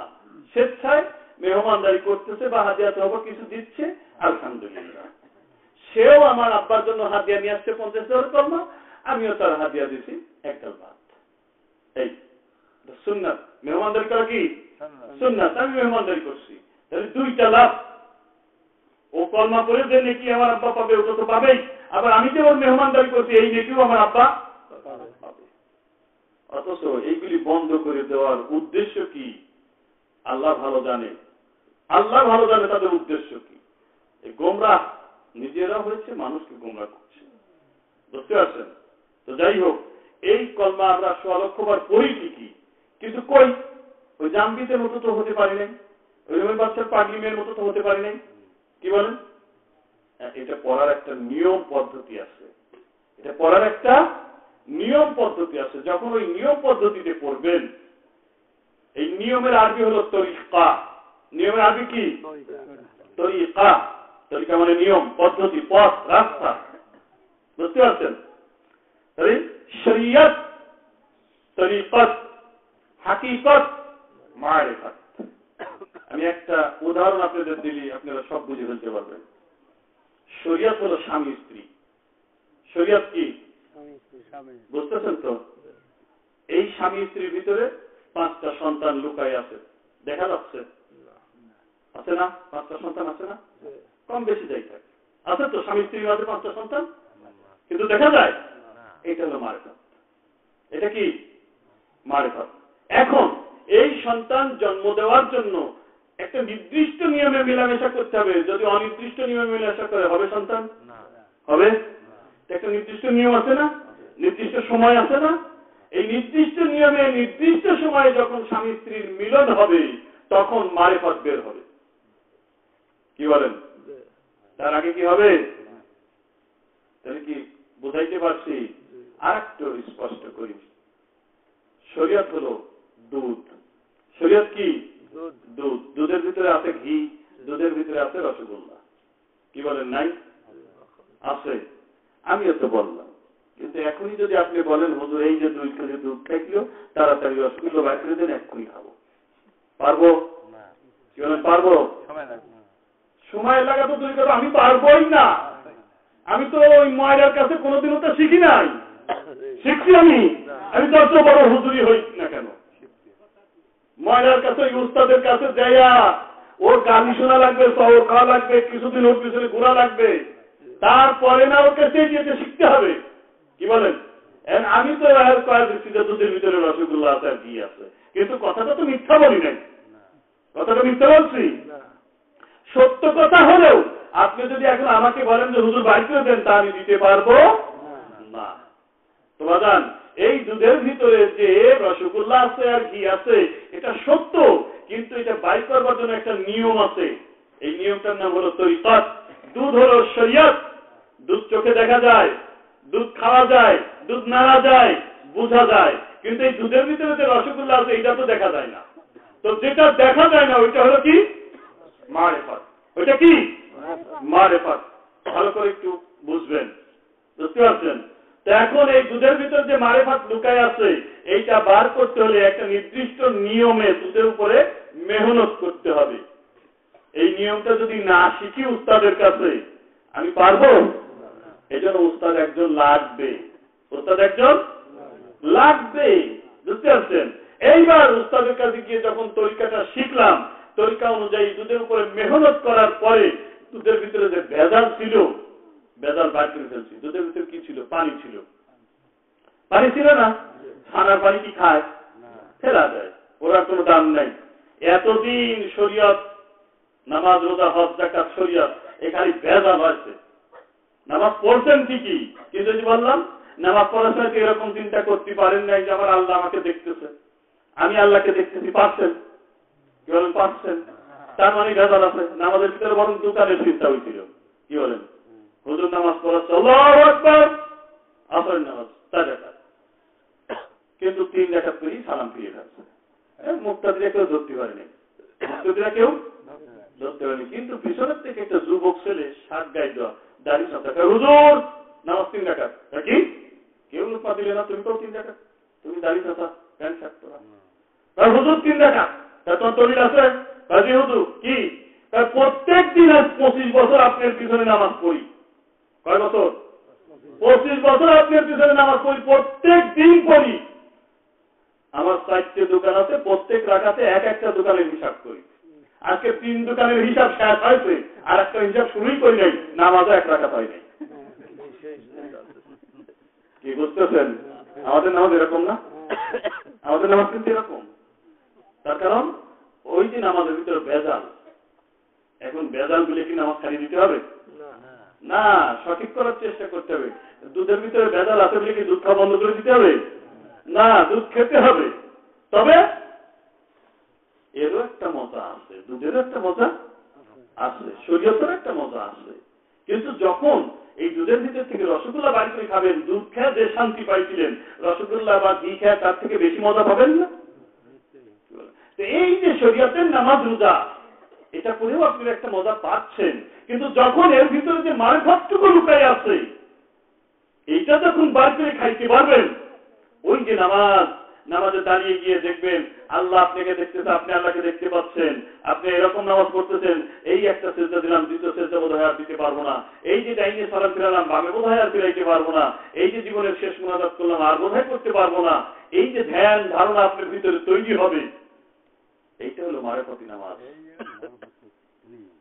কি বুঝতে পারছেন? দুধ ছাড়া রসগোল্লা খাওয়া যায়? কি বলে? দুধ ছাড়া রসগোল্লা খাওয়া যাবে? দুধ ছাড়া রসগোল্লা বানানো যাবে? যে মূর্খরা নামাজ নাই, রোজা নাই, হজ নাই, যাকাত নাই, মারফত করতেছে, ওরা হলো ওই রকম মূর্খ, দুধ ছাড়া রসগোল্লা খাতে চায়। ওই ঘোড়ার লাভ ছাড়া আর কিছুই খাওয়া যাবে না। বোঝেন নাই? বুঝছেন? দুধ হলো শরীয়ত, একটা নির্দিষ্ট নিয়মের উপর মেহনত করার নাম হলো তরিকত। এইবার যখন মেহনত করার পরে ছানার পানি আর ছানা আলাদা করে ফেলছেন, এইবার হলো হাকিকত, অরিজিনাল দুধ পেয়ে গেছেন, ভেজাল আউট হয়ে গেছে। এইবার ছানা যে রসগোল্লা গালের ভিতরে দিয়ে যে আনন্দ মজা পেয়েছেন, এইটা হলো মারেফত। এই নামাজ আপনি পড়বেন, এই নামাজের নির্দিষ্ট নিয়মে মেহনত করার পরে যখন নামাজ পড়বেন, তখন এই নামাজের ভেজালটা আপনি পৃথক করে ফেলবেন, তখন অরিজিনাল নামাজ পড়বেন। পড়ার পরে আপনার ভিতরে একটা অনাবিল শান্তি এসে যাবে। এইটাই হলো মারেফতের নামাজ। তাই বুঝলে ওই ফরজ নামাজ নাই, আসর নামাজ নাই, জোহর নামাজ নাই, সকাল সন্ধ্যায় 100 দিয়ে মারফতি নামাজ ভণ্ড কাফের। বুঝতে পারছেন? মারিফাত হলো এইটার নাম। শরীয়ত ছাড়া যেমন রসগোল্লা খাওয়া যায় না, দুধ ছাড়া যেমন রসগোল্লা খাওয়া যায় না, শরীয়তের ইবাদত বন্দী, নামাজ, রোজা, হজ, যাকাত ছাড়াও মারিফাত কামাই করা যায় না। মারিফাত অন্য কিছু না। এই কলমা শরীয়ত, এই নামাজ শরীয়ত, এই রোজা শরীয়ত। নির্দিষ্ট নিয়মে এই কলমার উপরে যখন মেহনত করবেন, তখন আপনার ভিতরে হাকিকতের কলমা প্রতিষ্ঠিত হবে। কি সেটা? আল্লাহ ছাড়া কেউ নাই, কোন মাবুদ নাই, কোন উপাস্য নাই, কোন রিজিকদাতা নাই, কোন আইনদাতা নাই, কোন শান্তিদাতা নাই, কোন বিধানদাতা নাই, কেউ নাই আল্লাহ ছাড়া। আমার শান্তি দিতে পারে আল্লাহ, আমার সুখ দিতে পারে আল্লাহ, আমার দুঃখ দিতে পারে আল্লাহ, আমার কষ্ট দিতে পারে আল্লাহ, আমার মৌত দিতে পারে আমার আল্লাহ, আমার হায়াত দিতে পারে আমার আল্লাহ, আমার দোজখে দিতে পারে আমার আল্লাহ, আমার জাহান্নামে দিতে পারে আমার আল্লাহ। এই কল্পনা ভিতরে রেখে রেখে যখন ঘন ঘন পড়তে থাকবে লা ইলাহা ইল্লাল্লাহ, এই কল্পনা অন্তরে রাখবেন। আর এইটা যখন ঘন ঘন পড়তে থাকবেন, দীর্ঘদিন যখন পড়তে থাকবেন, দীর্ঘ সময় ধরে আপনার ভিতরে তখন এই ইয়াকিন পয়দা যখন হয়ে যাবে, তখন আপনি অরিজিনাল মারফতি নামাজ পড়তে পারবেন। এইটাই শিক্ষা দেয় আল্লাহর ওলিরা। এইটাই হলো পীর মুরিদি, এইটাই হলো পীর মুরিদি। এজন্য আর বেশি নয়, আমার কপাল ব্যথা করছে, কষ্ট হচ্ছে চিল্লাতে। তো এই জন্য আপনাদেরকে দাওয়াত দিয়ে যাচ্ছি, একদিনে এমএ পাস করাইতে গেলে কেমন হবে? কি বলেন, একদিনে কি এমএ পাস করা যায়? আবার যদি দেখেন যে কোনোদিন খাবার পাইনি, আজকে পাইছি গোস্ত গুলো একটা কষিয়ে বসান দেবো, কি বলেন, ডায়রিয়া হয়ে যাবে একদিনে। বেশি কিছু কিছু কালেকশন না। যাক, আমি আপনাদেরকে একটা কথা বলি, কালেকশন আমি করিনি। এটা কি কালেকশনের কথাই তো? ওই তো কালেকশন করার কথা, ও আমার দেখার দরকার নেই। হযরত আলী রাদিয়াল্লাহু তাআলা আনহু বলছেন, যদি কেউ মিলাদের মাহফিলের জন্য অর্থাৎ জলসার জন্য, ওয়াজ মাহফিলের জন্য 1 টাকা ব্যয় করে, সে কিয়ামতের দিন আমার এত নিকটে থাকবে। যিনি আয়োজন করেছেন, আয়োজন তো করাই হয়ে গেছে, আপনারা যদি নাও দেন তাও তো হয়েই যাবে, কি বলেন? তাহলে সব নেকিটুকু উনি একা পাবেন। আর সেখানে আমি আপনি আমাদের সাধ্য অনুযায়ী, যেমন ধরুন হযরত রাসূল পাক সাল্লাল্লাহু আলাইহি ওয়াসাল্লাম দিয়ে দেন, অত মার খাওয়া দরকার নেই, দিয়ে দেন,